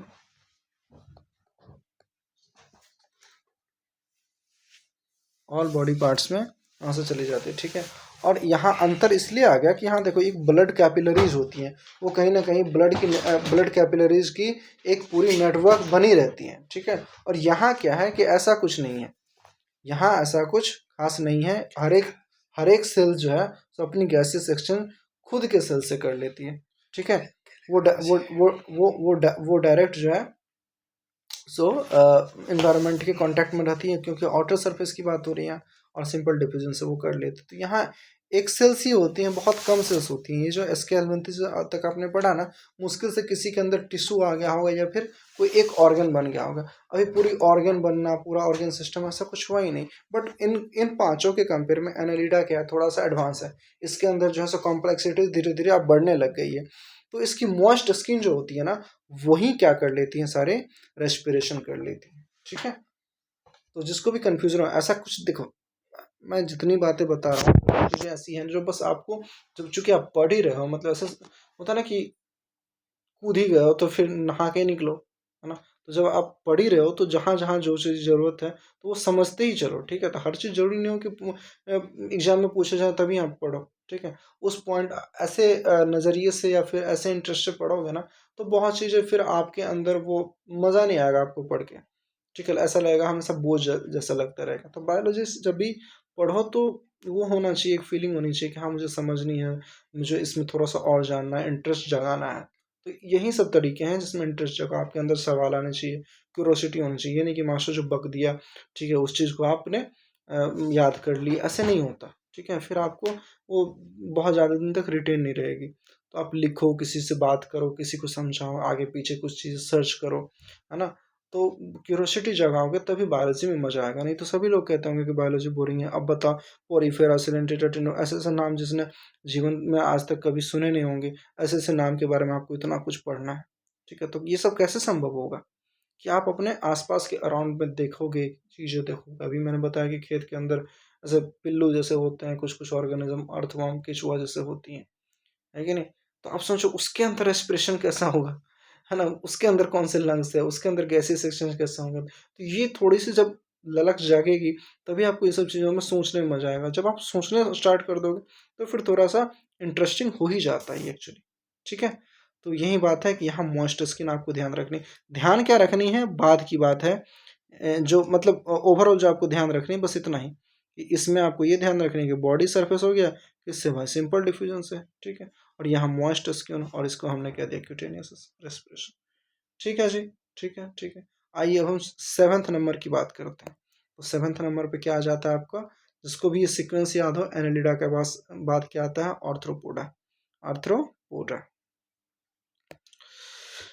हाँ, लेक्चर हमारी हो गई 84, आई मीन 1.5 घंटे होने वाले, ठीक है। ये टॉपिक पे बात कर लेते हैं, फिर अपन खत्म, फिर हम लोग खत्म करेंगे इसको, ठीक है।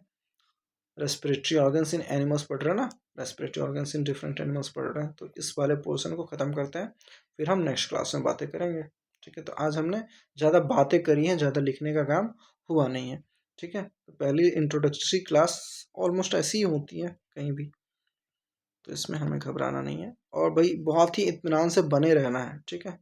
अभी बहुत सारे लेक्चर्स आएंगे, मुझे कोई जल्दी नहीं है। और जब आप इनिशियली पढ़ रहे हो किसी भी चीज़ को, तो आपको भी कोई जल्दी नहीं होनी चाहिए, है ना। ऐसा तो नहीं है कि बस आपको बायो ही पढ़नी है, आप नीट के लिए पढ़ रहे हो तो आपको फिजिक्स केमिस्ट्री भी पढ़नी है, तो बायो को जितना टाइम देना चाहिए आप दे रहे हो, ठीक है, 1-1.5 घंटे दे रहे हो। और ये भी कभी ये नहीं हो सोचना चाहिए कि एक दिन में एक चैप्टर मुझे निपटा देना, ऐसा हो ही नहीं सकता।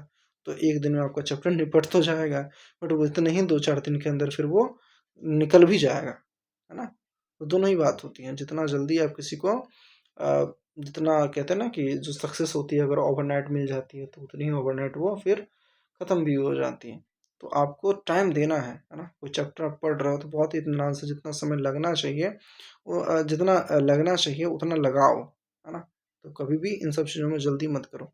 अगर बेसिक से पढ़ रहे हो, स्टार्ट किए हो अभी नीट की तैयारी, या फिर आपने जभी भी किए हो या फिर 11th में हो, तो ऐसे बच्चे एकदम इत्मीनान से हर एक चीज़ पढ़ते हुए चलो, ठीक है। और आराम से हमेशा आपके पास ये लेक्चर्स आते रहेंगे और वीडियो फॉर्म में रहेगा आपके पास, तो एकदम प्लेलिस्ट बना के सोच लो कि एक दिन में एक चैप्टर निपटाना है मुझे, 1.5 घंटे की बायो पढ़ ली, फिर इसके आप याद भी तो करोगे, है ना। याद भी तो आप ही को करना है, एक एक चीज़ याद करना है आपको, तो आप पढ़ो उसको दोबारा से रिकॉल करने की कोशिश करो, है ना। अभी आपके पास इतने सारे डेटा आ जाएंगे, आप खुद कंफ्यूज हो जाओगे, है ना। तो ज़रूरी ये होता है कि जितना ही पढ़े याद रखें। अब धीरे धीरे करके याद रखोगे ना तो आसान होगा। चलो भाई, तो आर्थ्रोपोडा के अंदर ना हम एक जनरल बात नहीं कर सकते, दिक्कत ये है इस फाइलम के। इस फाइलम में मान लो कि इस पॉइंट पे ना रेस्पिरेटरी ऑर्गन के टर्म में ये बहुत सारे इसके जितने भी एनिमल्स हैं वो डिफर कर जाते हैं। कि आप जैसे बोलोगे ना कि एनाडीटा के अंदर जितने भी ऑर्गेनिज्म थे सबके अंदर मॉइस्ट स्किन होने चाहिए थे, इनके अंदर जितने भी ऑर्गेनिज्म थे सबके अंदर बॉडी सरफेस होना चाहिए। अब ये ऑर्थ्रोपोडा के अंदर भी कुछ भेदभाव है ना। ऑर्थ्रोपोडा में बहुत सारे वेरिएशंस देखे गए हैं, तो उसमें हम एक एक करके बात करते हैं। तो और जब ऑर्थ्रोपोडा की बात करते हैं ना जी, फाइलम है, उसके अंदर कुछ क्लास बनाए गए हैं। एक्चुअली ऑर्थ्रोपोडा बहुत ही कॉम्प्लेक्स है और सबसे 70% ऑफ, अभी आप पढ़ोगे उस चैप्टर में जाकर के, ठीक है, एनिमल किंगडम में जाकर 70% ऑफ क्या कहते हैं जो लिविंग ऑर्गेनिज्म है, ठीक है, जो एनिमल्स है, 70% ऑफ द एनिमल्स में आपको क्या मिल जाएगा, ऑर्थ्रोपोडा ही मिलेगा। जो 100% पूरी अगर आप एनिमल किंगडम की बात करो तो 70% ओनली, मतलब जो only Arthropoda hold the 70% of complete animal kingdom, ठीक है। बात समझ आई। 100 आदमी है उसमें से 70 आदमी क्या है आपका, ऑर्थ्रोपोडा। आदमी नहीं मतलब पूरे लिविंग क्रिएचर्स, लिविंग ऑर्गेनिज्म, ठीक है, एनिमल किंगडम की बात हो रही है। तो इसीलिए अब ऑर्थ्रोपोडा के अंदर चूंकि ये बहुत बड़ा किंगडम है, तो उसके अंदर भी कुछ कुछ चीज़ें जो है सो अलग अलग थोड़े से क्लास बना लिए गए हैं। जब भीड़ ज़्यादा हो जाती है तो आप जैसे कि सेक्शंस बनाते हो, उसको और छोटा करने की कोशिश करते हो ना, तो वही चीज़ है। तो ऑर्थ्रोपोडा की जो कुछ क्लासेस हैं, तो आइए उसको लिखते हैं, ठीक है। और अब इन क्लासेस की अलग अलग वो होंगी, ठीक है, ऑर्गन्स होंगी। देखो पहला जो हम लिखने वाले यहाँ क्या है, वो है आपका क्रस्टेशियंस।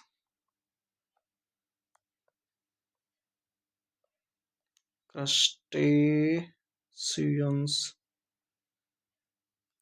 इसके जो मेन एग्जाम्पल है योर प्रॉन, मतलब झींगा, ठीक है। और इसके अंदर जो ये होती है अभी हम लिख देंगे, ठीक है। दूसरा है एरकनीडा, एरकनीडा, एरकनीडा।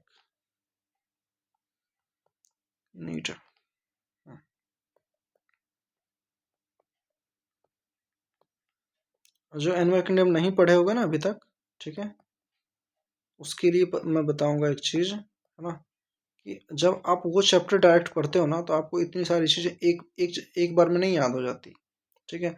तो अगर आप अभी से ये सब नाम सुने रहोगे और अभी से ही थोड़ा थोड़ा करके भी याद करते चलोगे ना, तो उस चैप्टर पे पहुंचते पहुंचते क्या हो जाएगा, आपको रेस्पिरेटरी ऑर्गन सभी फाइलम के सभी एनिमल्स की आपको याद रह जाएंगी, ठीक है। तो ये एक फ़ायदा होगा। तो ये तरीका होता है। अब ये ज़रूरी नहीं है कि एनसीईआरटी में जैसे जैसे जहाँ लिखा है बस उतना ही कराया जाए। आपके सिलेबस में है तो पढ़ लो ना, क्या दिक्कत है,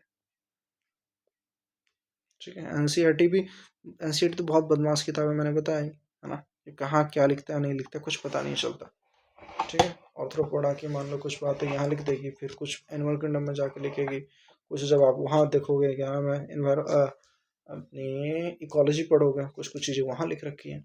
ठीक है, तो हम जहाँ से भी एक तरह की चीज़ें हम इकट्ठा करते हैं और एक जगह पढ़ लेते हैं, क्योंकि हमें तो पढ़ना तो सब कुछ है ना। आज पढ़ो कल पढ़ो, हम नीट की तैयारी कर रहे हैं तो थोड़ा सा इस लेवल पे सोचना पड़ेगा। आइए, तो क्रस्टेशियंस के अंदर जो देखा गया है दैट इज योर गिल्स। ठीक है, तो इसकी जो रेस्पिरेशन होती है कहाँ से होती है? गिल्स के अंदर।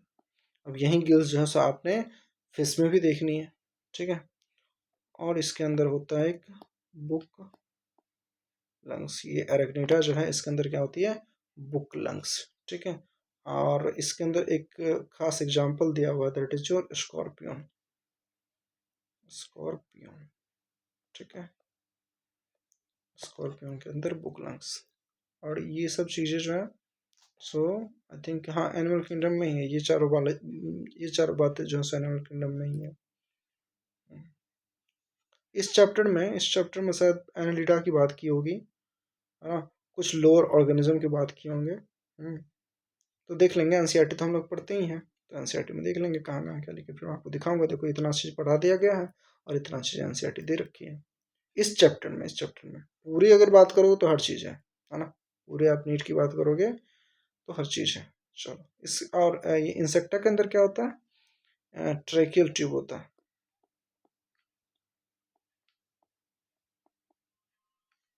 ट्रेकियल, सॉरी, ट्रेकियल ई होगा यहाँ, ई ए है।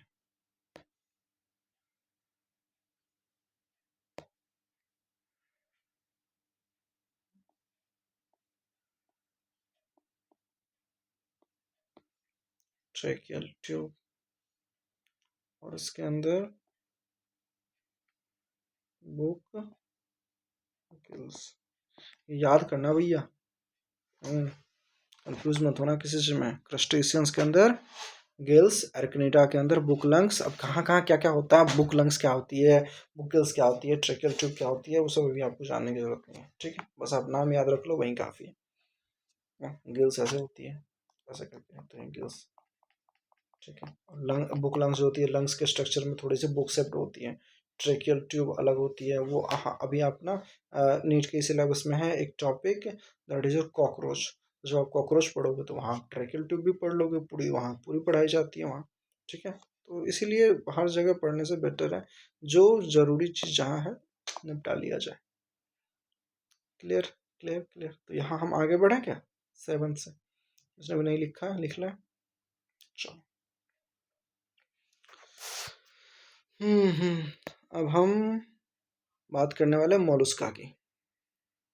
देखो इसलिए मैंने इतनी लंबी लाइन खींची थी, मुझे लगता है और खींचनी पड़ेगी। 7th हो गया। Now the next one is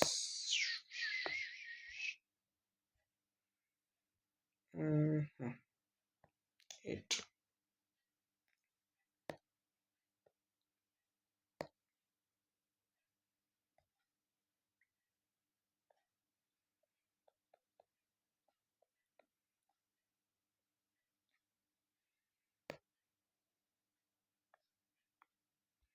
Mollusca के अंदर क्या होती है? फीदर लाइक गिल्स होती है। गिल्स में भी देख रहे हो वैरायटी आप, book gills, feather like gills, तीन चीज़ें। इसमें कुछ ना कुछ अलग दिखा तो उसको तो अलग नाम देना पड़ेगा ना यार।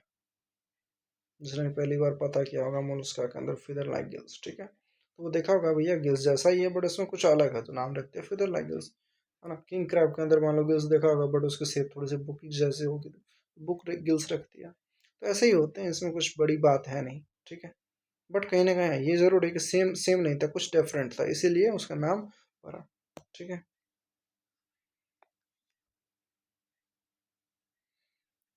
9 नंबर पे आता है आपका एकाइनोडर्मेटा। अब देखो इसके अंदर कुछ है ही नहीं। एकाइनोडर्मेटा, इसके अंदर जो है सब पढ़ोगे क्या? रेस्पिरेटरी ऑर्गन जो एब्सेंट होती है, ऐसे लिख लो पहला, फिर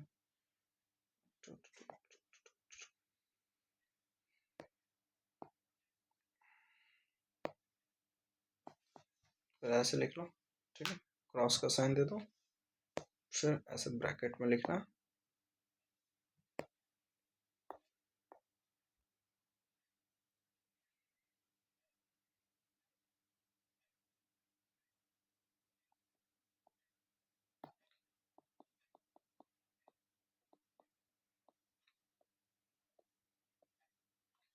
रेस्पिरेटरी ऑर्गन, ऑर्गन एब्सेंट, फिर सिस्टम लिख लो,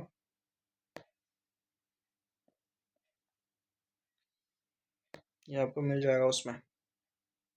ये बहुत ही इंपॉर्टेंट पॉइंट है, उसमें पूछा जाता है एकाइनोडर्मेटा की पहचान ही इसी से होती है।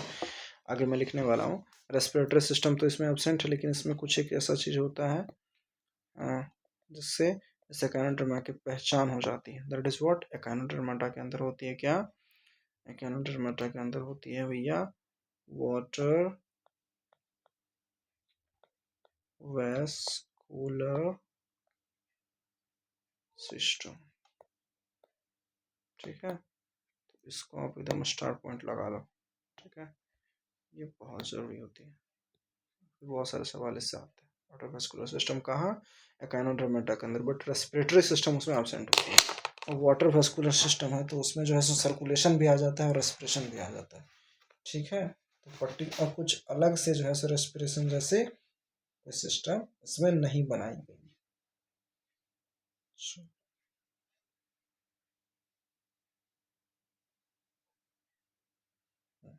अगला है आपका हेमिकोडेटा, ठीक है, हेमिकोडेटा।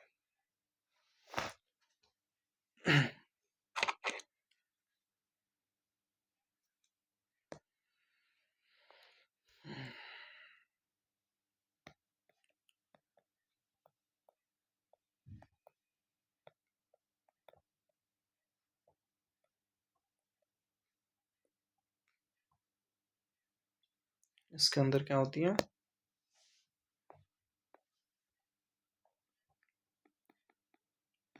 गिल्स होती है।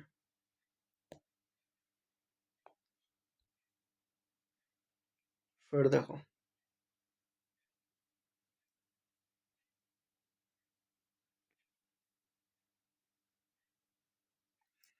अब आ जाओ कोडेटा के अंदर।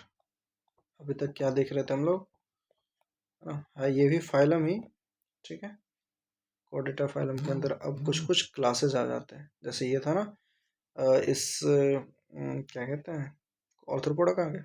ऑर्थ्रोपोडा के अंदर ये सब सारे क्लासेस थे, तो उसी तरीके कोडेटा जो है सब क्लास हो जाती है। कोडेटा फाइलम है और उसके अंदर कुछ कुछ क्लासेस आ जाती हैं, ठीक है। तो उस क्लासेस में अब हम बात करने वाले हैं क्या क्या, वो देखते हैं। देखो, सबसे पहले तो यूरोकोडेटा, ठीक है। अभी बस ये नाम याद रख लो आप, उतना ही काफ़ी है। हम लोग हर एक चीज़ उतना ही अच्छे से पढ़ने वाले हैं। कहाँ? एनिमल किंगडम में आकर के, ठीक है। तो यूरोकोडेटा हो गया। दूसरा चीज़ होता है सिफेलोकोडेटा,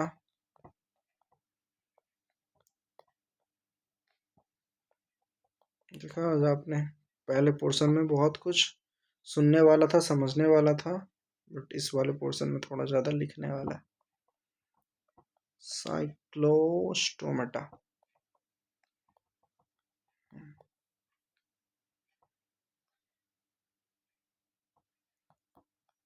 फिर आ जाता है आपके मछलियाँ, पाइसेस,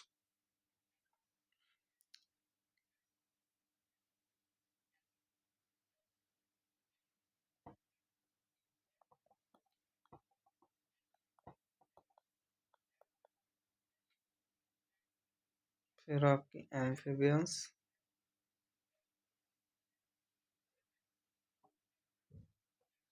इतना लिख लेते हैं।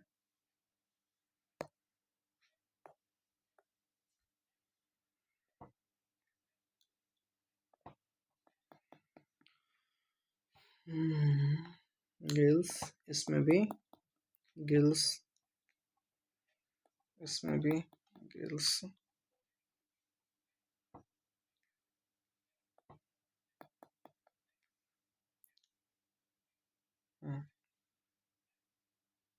हाँ जी, एक चीज़ और आपको देखनी है। जितने भी गिल्स वाले हैं ना, गिल्स वाले को क्या कहते हैं? ब्रैंकियल रेस्पिरेशन बोलते हैं, ठीक है। तो आप इन सब के लिए एक टर्म यूज करना, that is your what, that is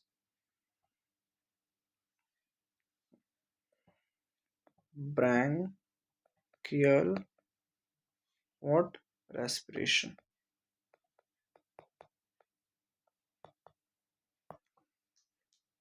ठीक है। अब एम्फीबियंस की बात करें ना, तो एम्फीबियंस में बहुत तरह की चीज़ें देखी गई हैं। ठीक है, ये थोड़ा सा कॉम्प्लेक्स है ना, क्योंकि एम्फीबियंस जो होते हैं आपको पता हो कि ये लैंड पे भी रह जाती हैं, है ना, और क्या कहते हैं वाटर के अंदर भी रह जाती हैं, कुछ दलदली इलाके में भी रहते हैं। तो इसीलिए इसकी जहाँ जहाँ जिस तरह के उसकी हैबिटेट्स होंगी, वहाँ उस तरीके के उसके ऑर्गन्स होंगे। ठीक है, रेस्पिरेशन के लिए, है ना। और जब आप एम्फीबियंस के अंदर आपकी फ्रॉग एक चैप्टर है, ठीक है, जो फ्रॉग आपको डिटेल में पढ़ना है। तो जब आप फ्रॉग पढ़ोगे तो वहाँ बताया जाएगा कि किस कंडीशन में कौन कौन से रेस्पिरेटरी ऑर्गन का यूज करते हैं वो। ठीक है, तो जनरली जो यूज होते हैं, अभी मैं वो लिख रहा हूँ। तो देखो क्या है, एक तो होता है आपका मॉइस्ट स्किन, ठीक है, मतलब क्यूटेनियस भी हो जाता है। दूसरा होता है लंग्स, ठीक है, मतलब पल्मोनरी भी हो जाती है। और एक होता है इसके अंदर बकोफरेंजियल कैविटी, मतलब जो मुंह होता है ना आपका, बकल कैविटी। और फेरेंजियल मतलब वो फिर से आ गया अपना किसका मतलब लंग्स से हिसाब, तो एक कैविटी जैसे होती है जहाँ लंग्स और बकल बकल कैविटी, तो उन दोनों के बीच की एक जगह होती है, that is called buccopharyngeal, buccopharyngeal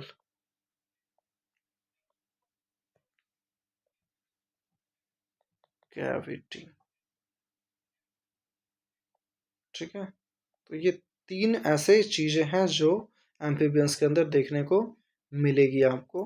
ठीक है, that is moist skin, lungs, buccopharyngeal cavity, और ये आपको ध्यान रखनी है। ठीक है, अब एम्फीबियंस के बाद जब आओगे ना आप, तो फिर आपको दिखेगा क्या, रेप्टाइल्स दिखेंगे। बस छोटी सी चीज है।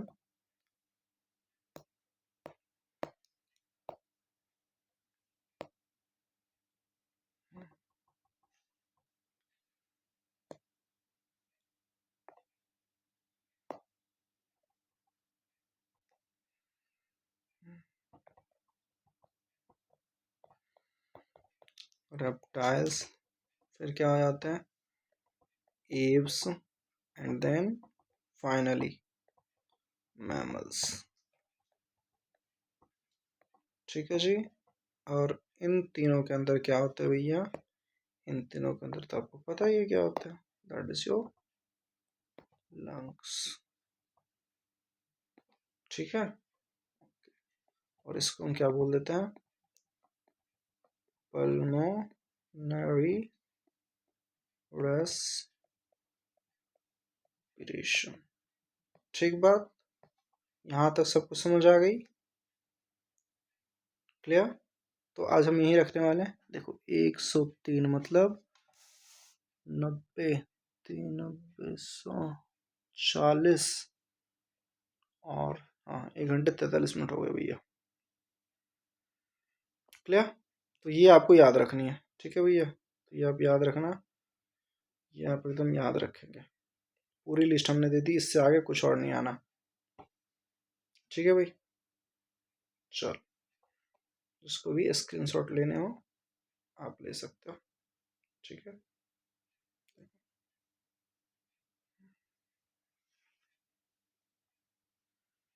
तो यहाँ से हेमिकोडेटा तक, फिर ये वाले पोर्शन। ठीक है जी, तो आज की लेक्चर हम यही ख़त्म करते हैं। अगले लेक्चर में हम लोग पढ़ेंगे क्या, अगले लेक्चर में हम लोग पढ़ने वाले हैं ह्यूमन रेस्पिरेटरी सिस्टम पे। अब हम आ जाएंगे। ठीक है, जो भी हमें जनरल नॉलेज लेनी थी हम ले चुके, अब हम ह्यूमन रेस्पिरेशन पे प्रॉपर आ जाएंगे, जो इस चैप्टर की कोर जो पढ़ाई है। ठीक है, तो इस पे हम लोग आ जाएंगे अब अगले लेक्चर में।